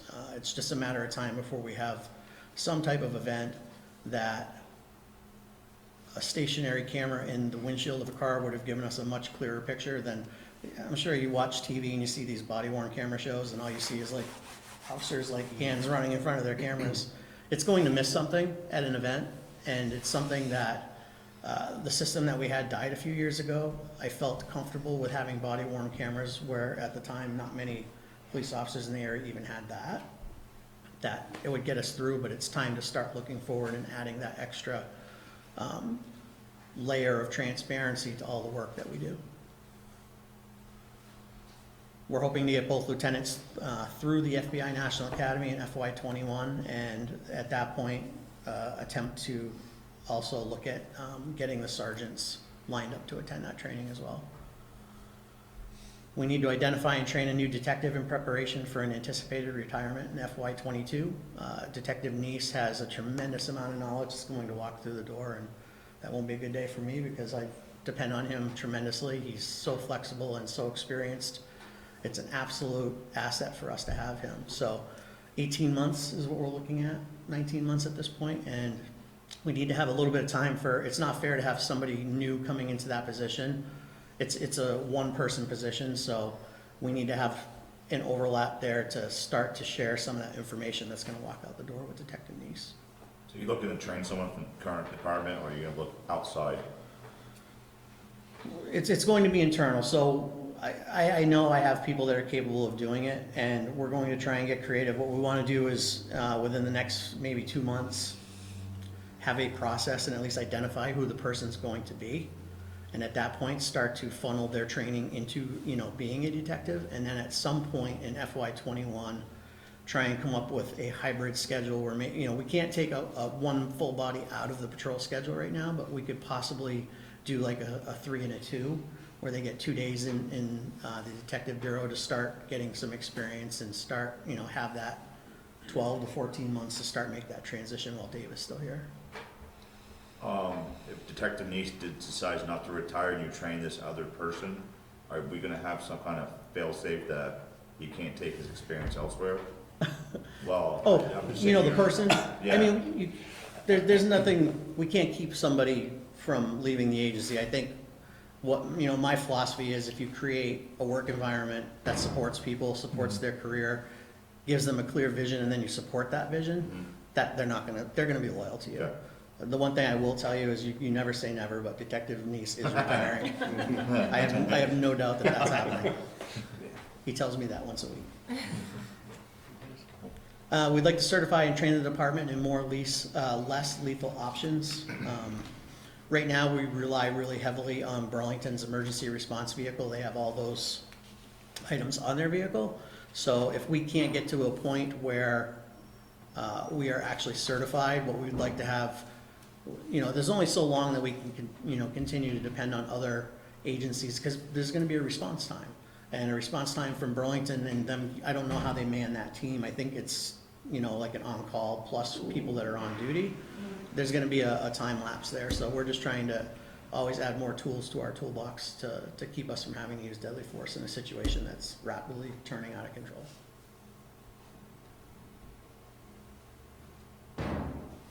We'd like to maximize operational efficiency, and when I say that, you know, regional dispatch is a big discussion. It's inching along. Technology improvements, grant funding. Part of the regional dispatch discussions at a point, and we're not there yet because we don't know what's going to get left behind, but we do know that there's some, you know, we need to know when, of course, when is this going to happen, how is it going to happen, and then some of the impacts of that is the building improvements that need to be made by not having somebody at the window, like not having a front window, having a video phone for people to reach the dispatch center. These are all things that we will figure out as we get more information, just something to keep in the back of your mind as these talks progress. And also administrative support that remains. Right now, my dispatchers do 98% of my administrative support in the police department. Eli? Yeah, so I will continue to participate in the RJ Consortium, the Restorative Justice Consortium in Waterbury. It's a team of directors and other high-level stakeholders to push with best practices and data how we can use RJ in different settings. I'll continue to do that. I'll continue to work with our local stakeholders to increase our referrals into our center, and also work with the other 4 CJCs in Chittenden County as talks of a unification starts.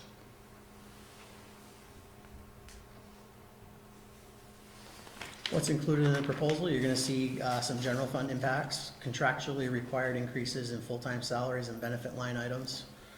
Also an increase in the contracts professional services to fund the public safety wellness program, translation services, other maintenance contracts that have increased quicker than the budget line items in years past. CJIS compliant email services, cloud services, the APHIS fingerprint machine service agreements, increase in body worn camera cloud storage, all of our connections to the state for motor vehicle and criminal records. We maintain 2 records management systems right now. Valcor is our main system that we currently use. We've only been on Valcor 5 years, so we still have to have at least 2, well, I say 2. Dispatch still has a Spillman terminal, and then Detective Neese also has a Spillman terminal, so that open cases that weren't solved that are less than 10 years old, we have to keep open, active, and be able to access. So for another 5 years, we'll have to keep Spillman active. But because it's only 2 licenses that we're keeping, that cost is actually pretty minimal. And out of the enterprise fund, you're gonna see some changes that reflect Department of Corrections funding for Eli's budget that have actually gone down. Right. So as I just mentioned, if you look at the salaries line item, the very first one, the FY20 budget was $1,504,843.80, and what's proposed with all the changes that I mentioned earlier, it's an increase of roughly $51,000. It's $1,556,648.72. The other line item that has gone up is the contract and professional services. That was budgeted at $61,140, and we're looking at $80,437, so roughly a $19,000 increase for that. And then there's a very small increase under the miscellaneous line item, which is Margaret Bass, the position for the restorative justice panel manager, and that was adjusted by cost of living for this coming year.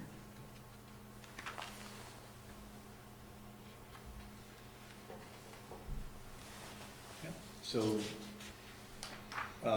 what you see here is our projected year end for the Justice Center at 143,722. And our proposed, like Chief has said, it's decreased to 126. This is because we were told by the Department of Corrections that I'm not able to rehire a reentry coordinator who typically does the coastal programs and the reentry clients and various other things. So we'll move forward hopefully with this budget, and I will do the director duties and the reentry duties until time changes.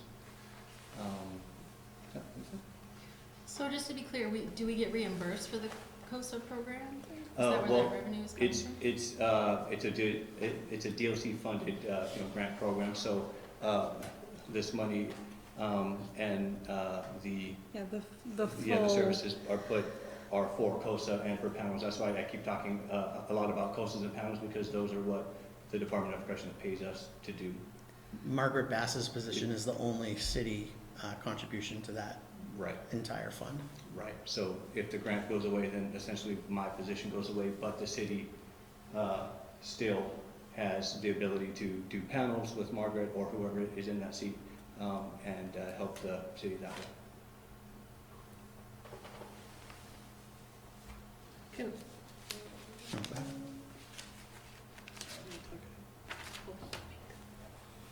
All right, emerging issues. You're going to see some similarities with fire, but staffing.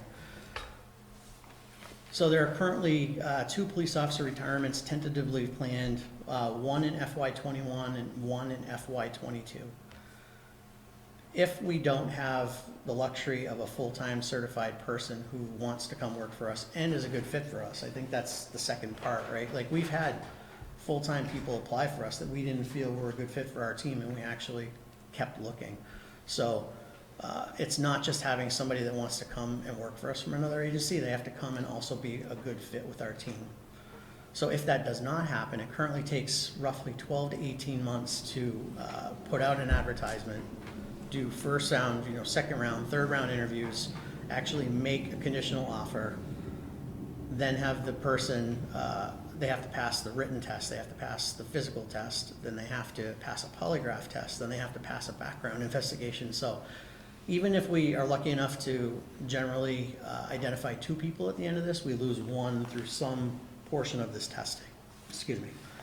So it's very time intensive, and then on top of that 12 to 18 month window, there's only an academy every 6 months. So you might, it happened recently actually, we identified somebody in August, and I'm very proud to announce that another female officer will be added to our ranks very soon. She's attending the next academy on February 3rd. Her name is Elizabeth Visakay. She's from New Jersey.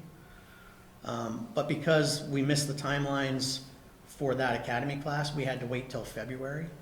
And even for this class, when she went down to test and take the PT test on the final entrance day, which was January 10th, she was number 8 on the wait list. So we weren't even guaranteed a spot at that point unless either somebody, the state police generally get 20 spots automatically. If they only send 8, she automatically shoots up the list, but you just never know. So that's a huge pinch point for us as far as all of the timing. Everything has to work out perfectly to get somebody through.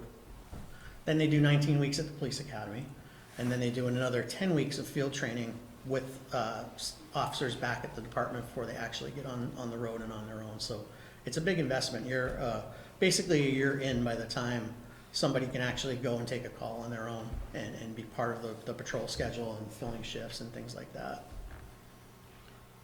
so you all heard me at the legislative breakfast with Burlington talk about some of the structural challenges to staffing and policing. This is part of what I'm talking about, is that the academy is incredibly important, and we really want to invest in our staff going to the academy. It's what gives them the foundation of law enforcement in Vermont.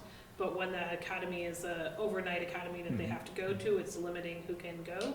And when they're only running to a year with the huge retirements, especially being seen in the state police, it really is, it's hampering all of our abilities to get folks in and respond to kind of emergent issues. It's why the chief spends more time looking proactively out at staffing in multiple years in a way that we don't in other departments, is that it just takes so much time. I've already touched on Detective Neese. So really, you already know the plan. Basically, one of the problems with this is that plan isn't feasible if we have current openings in the patrol schedule. And it just starts to affect so many other things. One of the other challenges with this whole thing is that one of the retirements that's coming up is also going to create a vacant sergeant position. So we just got done promoting 2 people to sergeant. And then, what I've been told is this officer's contemplating retirement somewhere between March and June. So that's going to leave yet another sergeant's opening, so I'll enjoy it while it lasts. Preparing our next generation of leaders is really important. Carrying open positions severely limits the opportunity to send our command staff and mid-level managers to training opportunities. So it's not just the financial impact of having an open position, but then you have, it just starts to affect other things like our training schedule and not being able to send somebody to training because we can't cover shifts. The people that are here and committed to working in the city of Winooski can't get time off. So it really has a negative effect on the entire police department when you're carrying long-term openings like that. And then it's just the added stress caused by minimum coverage of open patrol shifts, and it has a negative impact on everybody. So I expect a tremendous amount from my lieutenants. This is, I would dare say, the only department bigger than 10 people that the lieutenants actually take calls. So they are the second person on the road when they are working, or the third if it's an overlap day, taking calls just like a regular patrol officer, plus doing all of the added duties that goes along with being a lieutenant. So it's a really demanding position.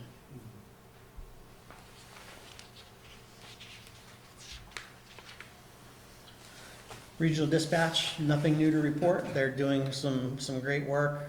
This is not an easy lift by any means. This has been tried, I think, a minimum of 6 times that I know of, where a lot of time and effort is put into this. This particular team is pushing through all the roadblocks, but it's just going to go at the speed that it goes. So we'll update you when we have more information, but right now it's inching along. I think we're going to get there. But at this point, we don't really have a whole lot new to report for you. So just if I can add a few kind of high-level things, just as a reminder for those of you who may be newer to these conversations. So the regional dispatch is now its own kind of municipality, essentially. We as the communities voted on 2 town meeting days ago to stand up this Union Municipal District. So it's its own entity with a board of directors. Those board of directors, per their charter, is made up of all the town managers in the communities. That was done very intentionally to ensure that the operational link between the future dispatchers and our current staff is maintained very closely. The major decision point the board has made as we have gone through, actually just received today the final report from our consultant that we'll be talking about at our meeting in January, which I need to send to you guys. Did you get it? No, we can talk. The other major decision point we've made, other than kind of walking through this final report with the consultant, is to, as a board, to commit to the current dispatchers who are employed by one of our communities, that if they are interested in a position with the new entity and they apply and are in good standing with their current entity, that they will be employed by the new entity. We're really trying to ensure that the expertise that currently sits with our existing dispatchers across our community is maintained. They're the ones who know the communities, that know the officers, that know the systems, and we're really trying to ensure that continuity of staffing is continued in the new model. So you'll be hearing much more about it in the next 6 months. This is just a little teaser. Thank you. So, for the Justice Center, some of this has been, ongoing issues with staff size. Now, my inability to hire a new staff person to do reentry services. I'll be honest, it's been hard for me to look at other funding streams and sources with trying to do multiple jobs. But that's on me to find other ways to prop up the Community Justice Center in lieu of DOC's own finances and budget constraints. We continue to have a lack of victim engagement with our panel process.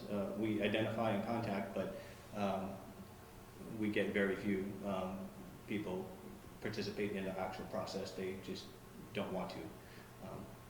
And we continue to see a decrease in referrals coming from local stakeholders, from PNP and State's Attorney's Office still, even though our numbers are better, but it's still less than in years past. So those are issues that I'm dealing with, as well as discussions about consolidation of the 5 CJCs in Chittenden County. Those meetings have started. They'll go through the remainder of the year. And myself and Rick and Jesse at our various levels will be at the table present and working towards seeing what can be done to help services and programs stay within our communities. Eli, do you foresee that consolidation, regionalization discussion having the potential to help or further hinder your staffing in the tasks that you've been tasked with? Or is it too soon to say? Yeah, I think it's too soon to say. To be honest, I mean, our conversations have started, but they're still in its very beginning stages. Given the information that we've been told from the Department of Corrections, we have quarterly meetings. We'll have one later this month. They're not able to sustain at the current levels that they have been in years past moving forward. So they've given us some heads-up warning, but it's tough. So thinking pessimistically, no, it doesn't help, and I'll be doing 2 jobs or 3 jobs or whatever for the foreseeable future. So I get that, or I'm dealing with that. It would be nice to have other support, but it is what it is. However, thinking more positively, I think that there is room to be creative and to move different resources and staff around between the other 4 CJCs in Chittenden County. They're bigger than us. They have more catchment area, and so I think, and they have bigger budgets. So I think there is some room to get creative and pull resources to keep our programs at the deliverable levels that the Department of Corrections want us to have, and our communities want us to have as well. So just add a couple sentences to that. I think we don't know yet. Right. I agree with Eli's sentence. We don't know what it will mean for us yet. What the 3 of us are really united in advocating for is ensuring that if there's an administrative change, if together the 5 of us can come up with a plan to present to DOC that leads to some grant administration change or leadership change, that service delivery very much stays at the community level. Right.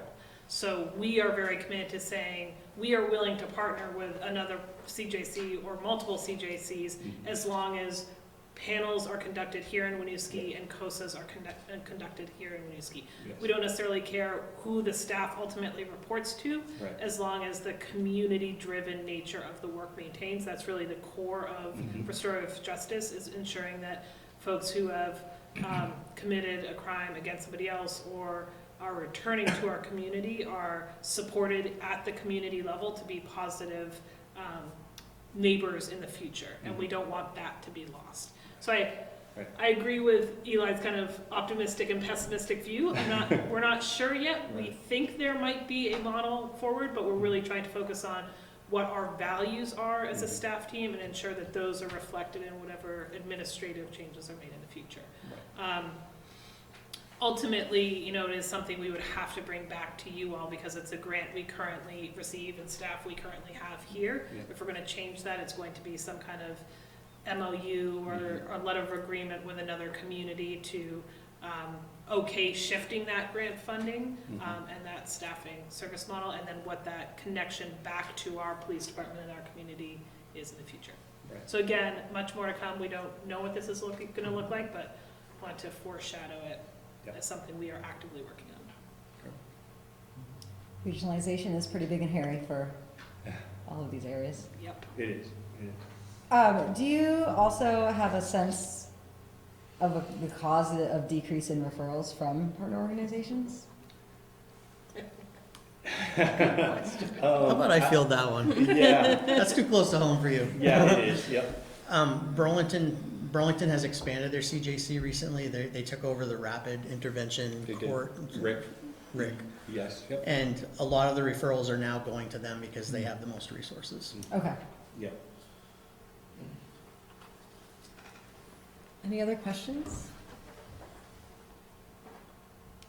I would say again, like, similar with fire, it is great to get this sort of less frequent update on the really important work that you're doing, and I see also a lot of proactive approaches here that we can appreciate how the training you're doing for your staff, de-escalation, the Howard team, the work with reentry for folks, this is all, again, in alignment with risk reduction, so Mhm. very grateful to see that work being completed. Thank you. Thank you. All right, thank you. Thank you. Thank you.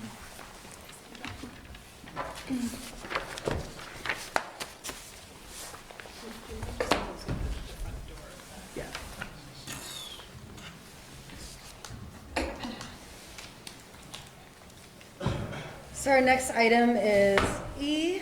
This is up for approval, Myers Memorial Pool shade structure change order with contingency funds. So John and Ray will be joining us.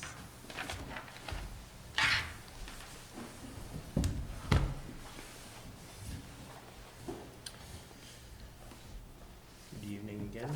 So this is we're looking for basically a decision to either accept or decline a change order for the Myers Pool project. So if you remember back in May when we were looking at the contract award and selecting scope, one of the items that was discussed was the shade structure. So currently the foundation elements and the slab for the shade structure are in the base scope that's been approved. But my understanding was, as we went through the project and we had a better understanding of where our budget and contingencies were, this was something the council wanted to revisit. So we're currently forecasting $150,300 under our bond amount that could be used for this change order. So that funding that will be left over has to be designated towards the project. So that could go towards paying a principal payment on our bond, or it could be used for capital reserve, or it could go towards, I believe, operational salaries to help, fund, summer shortfall. So we've got about 2 weeks that we don't have budget right now for operations. Some of that could go towards that funding. But good news is we're forecasting pretty well below our project budget. So it's always good to come here and with a project that's coming in under budget. But basically we are looking at a shade structure. It's a hemlock timber shade structure. One of the reasons we're coming to you now is there's an incentive to sort of lock in moving forward with the shade structure before January 17th. According to the contractor, the price goes up by about $4,500 after January 17th, so that's why I wanted to come to you now. One of the other reasons is we're far enough through sort of the construction process that we're pretty comfortable that we're not going to see any major change orders come up. We're about 55% through the project, and we're through sort of the high risk sections of the project where we would see change orders like undergrounding and major building work. So that's one of the other reasons we felt comfortable to come to you now. And then just some other information on the shade structure itself. So it's 20 by 30 timber frame. We have done some VE already on the project, so there was some material discussions on pine decking. We went with a lower cost pine decking option that cut out about $5,700 out of the project, because we went with a regular pine versus a southern yellow pine, for example. So we're looking at ways we can cut costs, but the shade structure itself is $44,730. The pine decking material that goes underneath the roof structure is $7,650. Labor for the pine decking that Russell would be doing is around $3,000. And then the standing seam roof that would cover the structure is about $7,000. And then there's some labor soft costs in there for about $7,000. So the original request that's in your packet is $80,000. We actually received some better numbers from the contractor, formal change orders since we put out the packet. So the cost, the change order cost is $70,354. That's the incentive price if we do it before January 17th. It goes up to $74,900 after January 17th. Any questions? What is the loss that we would see? How much would it cost if in like 3 years we wanted to put up a shade structure? Yeah, it would just, so this work would happen in June, so the pool would be operational by June. So there would be, I guess what I'm saying, there's a pretty minor labor cost because most of the contractor is going to be demobilized at that point. So the only additional cost would be any material increase costs. So it'd just be sort of inflation of materials, and probably a minor, and there may be an inspector still on site, so we may have to have like an inspector come out. But it would be sort of negligible, I would say, for the additional cost, because it's, based on the current schedule, the pool will be open, by early January. And Sorry. Strike that, please. So we'll have to sort of fence off this section. There'll be a crane that comes in that, puts the timber framing in. So there wouldn't be a major cost besides material pricing increases. And if we wanted to do this shade structure this year, what is the latest deadline that we have to decide by? Like, how much lead time do they need to build it if we want to do it? Yeah, so I don't know. I mean, they're telling us right now June for if we give them to them in January. I think if we know within a couple weeks, we can still get it done. I'd say a couple months. Like if we knew next month, if you guys do want to go forward with it, we can still get it done this summer. Basically what the incentive is, they have a gap in their schedule right now that they're looking to backfill, so that's why they're kind of giving us this deal. Gotcha. And our contractors reached out to, I think, 3 different timber vendors, so this one's out of like southern Vermont that we're looking at, so this is the only one that really has an opening for us this summer. I think there are some opportunity things you should weigh, and I don't mean to say this as you have to approve it as written this way, but to your question, Jim, about the cost if we do it in 3 years, I think the answer is correct about the check we would write. The other challenge is where's that revenue coming from? So if we don't, we have to bond the amount we've bonded. Mm-hmm. So if we have this contingency return to the project and use it to pay down debt service, and then don't reallocate those other dollars that we have raised on the pool to a capital fund, we will have essentially spent our tax capacity to pay for it, and so we'd have to raise the money in a future year, or we'd have to not do another project in a future year. So it's kind of a lost opportunity cost, or a forced kind of revenue raising thing you'd have to do in the future as well. And then from like doing it later in the summer, I think there's also the kind of customer experience of it. So I guess I would advocate if you don't want to do it, if you don't know if you're going to want to do it this month, I would advocate for doing it in a future year. Otherwise, I think the experience on the ground is going to be opening a brand new pool, but that corner, and then being under construction on that corner still, as opposed to just trying operation for a year and seeing how it goes, and then adding it in a future year if you want it. You know what I mean? Yeah, my question was more like if we wanted it to be done before the pool opens, what is our deadline for that? But that definitely makes sense what you're saying. Can they get it done before the pool opens? Not currently, no. It'll be early June, so it'll be close. But as of right now, they're saying they can't get it done before, the shade structure done before the pool opens. Can you go over the prices, the material again for me? Yep. So, based on the change order, it's $44,730 for just the timber frame and finished materials. That includes the crane erection. It includes the crane? Yep. Okay. The pine deck materials, $7,650. That's plain pine, so the southern yellow pine was an additional $5,700. The labor for the pine deck work is $3,314.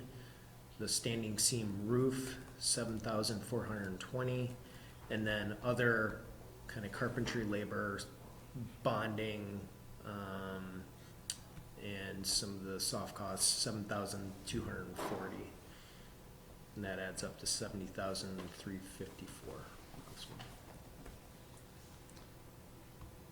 Can I ask John a clarifying question? They can't get it done before the pool opens? That was not, As of right now, they cannot get it done because assuming what is the opening day? like end of May, early June. Okay, so I think that is a question mark for us as a team, and maybe I misunderstood this. We have been talking about when we set that pool open date, and doing that in a way that gives the contractor enough time to have a buffer for knowing when winter remobiliz, or the end of winter remobilization is gonna be, and knowing that they have enough time to finish the work they need to do between the day they get back and the opening date. So I think another option here is to say, as a team, if we authorize this work today, the pool opening is after the shade structure is done. And not open before the end of school, but open like at the end of school, for example. Although there would be an impact to revenue and fees that we were budgeting for, right? We delayed the opening.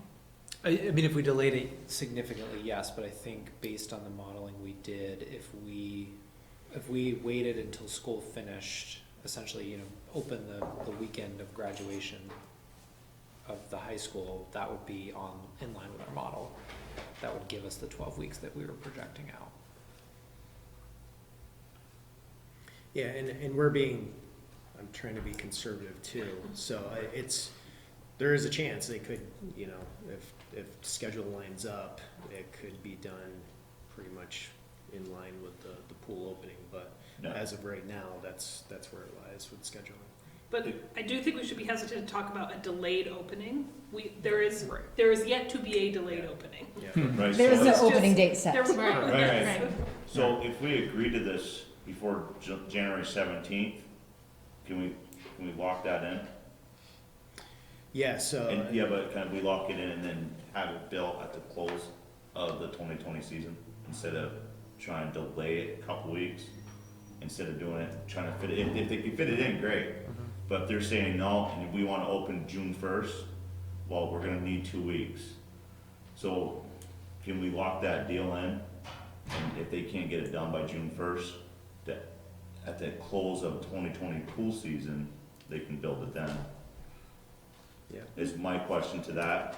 And then the next question I have is, what's the current roof of the pool house, of the whole complex right now? Is it stainless steel? It's standing seam roof. It is. Yep. That'd be a pretty nice pool house. Yeah, I mean, that was selected as just due to longevity, and maintenance issues, so that was one of the base items in the project, so. And is there a need to spend $7,000 on pine board to do the interior? I second that. Well, no, because what I'm wondering is there gonna be any power in that shaded structure? Power, there'll be an outlet, yeah. Because, What for? well, no, there should be a fan in there too, to get breezes on people. If it's 92 degrees outside, it's gonna be warm in there. And if there's young children, like newborns, there should be a breeze in there. In the So there's- shade structure? Yeah, and that stuff we can talk about, because I think that, I know someone that can probably donate the electrical services. So, That could be a conflict of interest, Mike. Yeah. Well, not Myers Electric by any means. I know people in the field that are opting to help out where they can, for the city of Winooski. So, Yeah, there's no lighting plans in the shade structure, but there is a conduit that's planned, conduit size, so that if solar panels were added in the future, you know, there's a conduit run for that. And then the idea is to have an outlet in case, you know, birthday parties, yeah, whatever. and there should be power there. Makes sense. So we can reduce the overall length of time it takes us to pay down the debt if we roll this in, or no? So there's no interest saving so what's the benefit? It's just not having to raise $70,000 of extra taxes over 20 years to pay back the bond or whatever repayment schedule we're on, right? The pro is we get it locked in and get it done. I mean, I think the community could find, if we need to spend the money, we spend the money. Yeah, and I think it's gonna enhance the experience, so why would you wanna put that off? You know, Right. we want people to use this facility, and let's just make it work the best way we can, so I don't see why we wanna delay. Well, we were trying to save money, and when the meeting in May, I mean, $80,000, they went from a $35,000 structure that was originally put in the proposal to $80,000, and now we're talking 70. So I'd like to know how it doubled in price from when it went from pool committee days to engineering until here, it's doubled in price. And you gave me the numbers here, which I'm wondering if we do the timber built, or if we just do something a little less expensive. Yeah, I mean, the other option would be to do a stick build, but then longevity and just general aesthetics. Yeah. The foundation is sized for having For the timber timbers. frame, structure. Sorry, can you tell us what the difference is?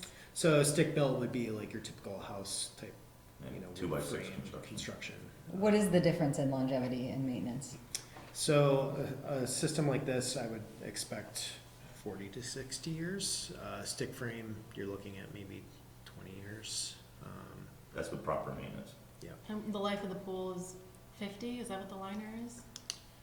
40, I believe. 40, yeah. 40? 40. But keep in mind, the pool is only supposed to last 20 and it lasted over 40. So that liner, that's just if it's properly maintained, it will last a lot longer. I guess kind of stepping back, the community vision was to have a shade structure. The contingency was is proving more than sufficient for what we needed, and this is a foundation that we prepped. So there's going to be an empty, like a placeholder. It doesn't seem.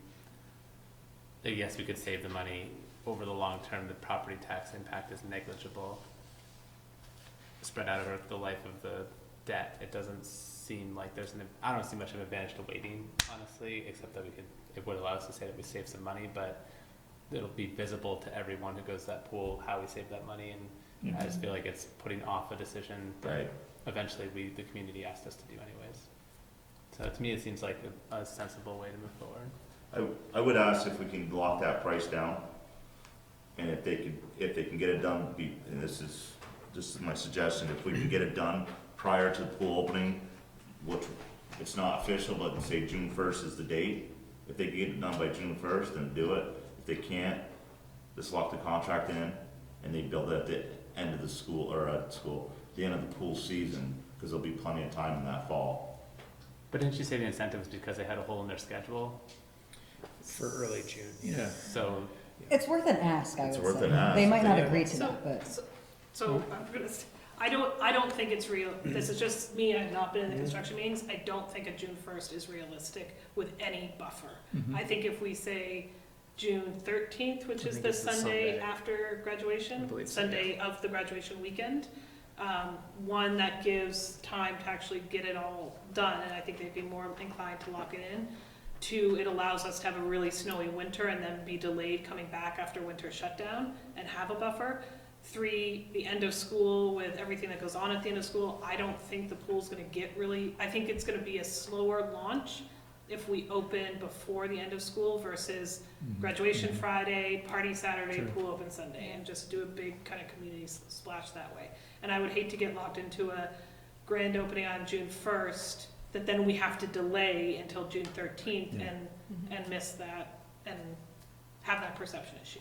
And that mid-June start date too, just historically is in line with when that pool typically would open up in the past anyway. So that's not Yeah. later than in the past when the pool is operating, what we would do.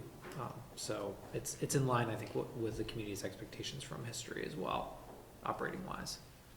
I also think it's important to put our best foot forward with the first year, right? Like if the community is Agreed. expecting a shade structure and we don't give it to them and it's a really hot summer, Yeah. it's not like that parcel has natural shade, it's wide open, you know? So I would hate for it to negatively impact any sort of reputation that the pool could have moving forward. Because it's, you know, it's such a great project. Yeah, I would say just operationally, that was probably the largest complaint, other than just sort of the general condition of the previous pool, was shade. So I do think it adds operationally a benefit, but obviously at a cost. So I think that's the decision that got away. I think it's a no-brainer. I think we should do it. I agree. So it sounds like I should entertain a motion to approve shade structure change order with contingency funds. So moved. Second. Motion by Jim, second by Hal. All those in favor, please say aye. I, Motion carries. John, I got a question. The location where they're putting that, did they look at that, the sun schedule during the summer? Do they know if it's gonna, are we, Don't know. It will definitely give some shade for sure. We may have to do some screening on the southerly screening. end of it. But it will definitely cover a good portion of what we're trying to cover in terms of that foundation. So moving on to item F. This is another item for approval, the Caring for the Canopy grant. Yes, so I cannot take any credit for this. Our municipal infrastructure chair really did all of the work on this grant, which so the purpose of this grant is to prune two to 4 trees within the city, based on selection from the tree advisory committee, looking at priority trees based on the tree inventory they did this summer, to plant 4 public street trees as part of an Arbor Day celebration that highlights the importance of urban trees and stormwater benefits. And 3, replace 2 ash trees, existing ash trees on Cascade Way, with more appropriate trees for that site. So the total project cost is $8,520. The grant portion would be approximately $4,260. It's a 50% grant. We anticipate most of that would be done through labor match, through DPW, and potentially tree advisory committee folks and other volunteers, but just in case we're conservatively holding, $840 that would be used out of the tree operation line. So this would really be used to leverage sort of our plans for that budget line with this grant funding. Can you, or maybe Jim, speak to why all of the new trees are targeted for Weaver Street? So we were looking for a place that has a wide enough planting strip, which is actually a pretty big challenge in Winooski, and that side of the street does not have overhead utilities. So it's got enough planting space. It is a place where private property is not providing tree cover along that side of the street. There are a lot of places that don't have street trees but do have tree cover from privately owned trees.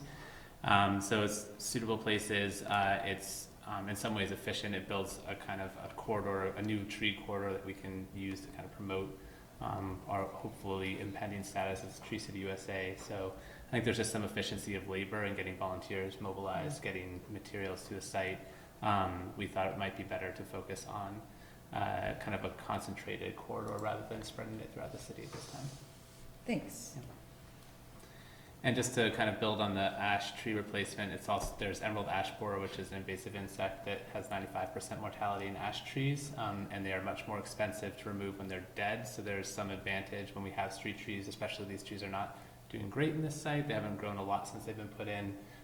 Doing some phased replacement of ash trees is a strategy for municipalities that are going to see, we're within the flight zone for emerald ash borers. We could see them arriving here this year. So that's the reason for these 2 ash trees along Cascades Way, which is all white ash right now.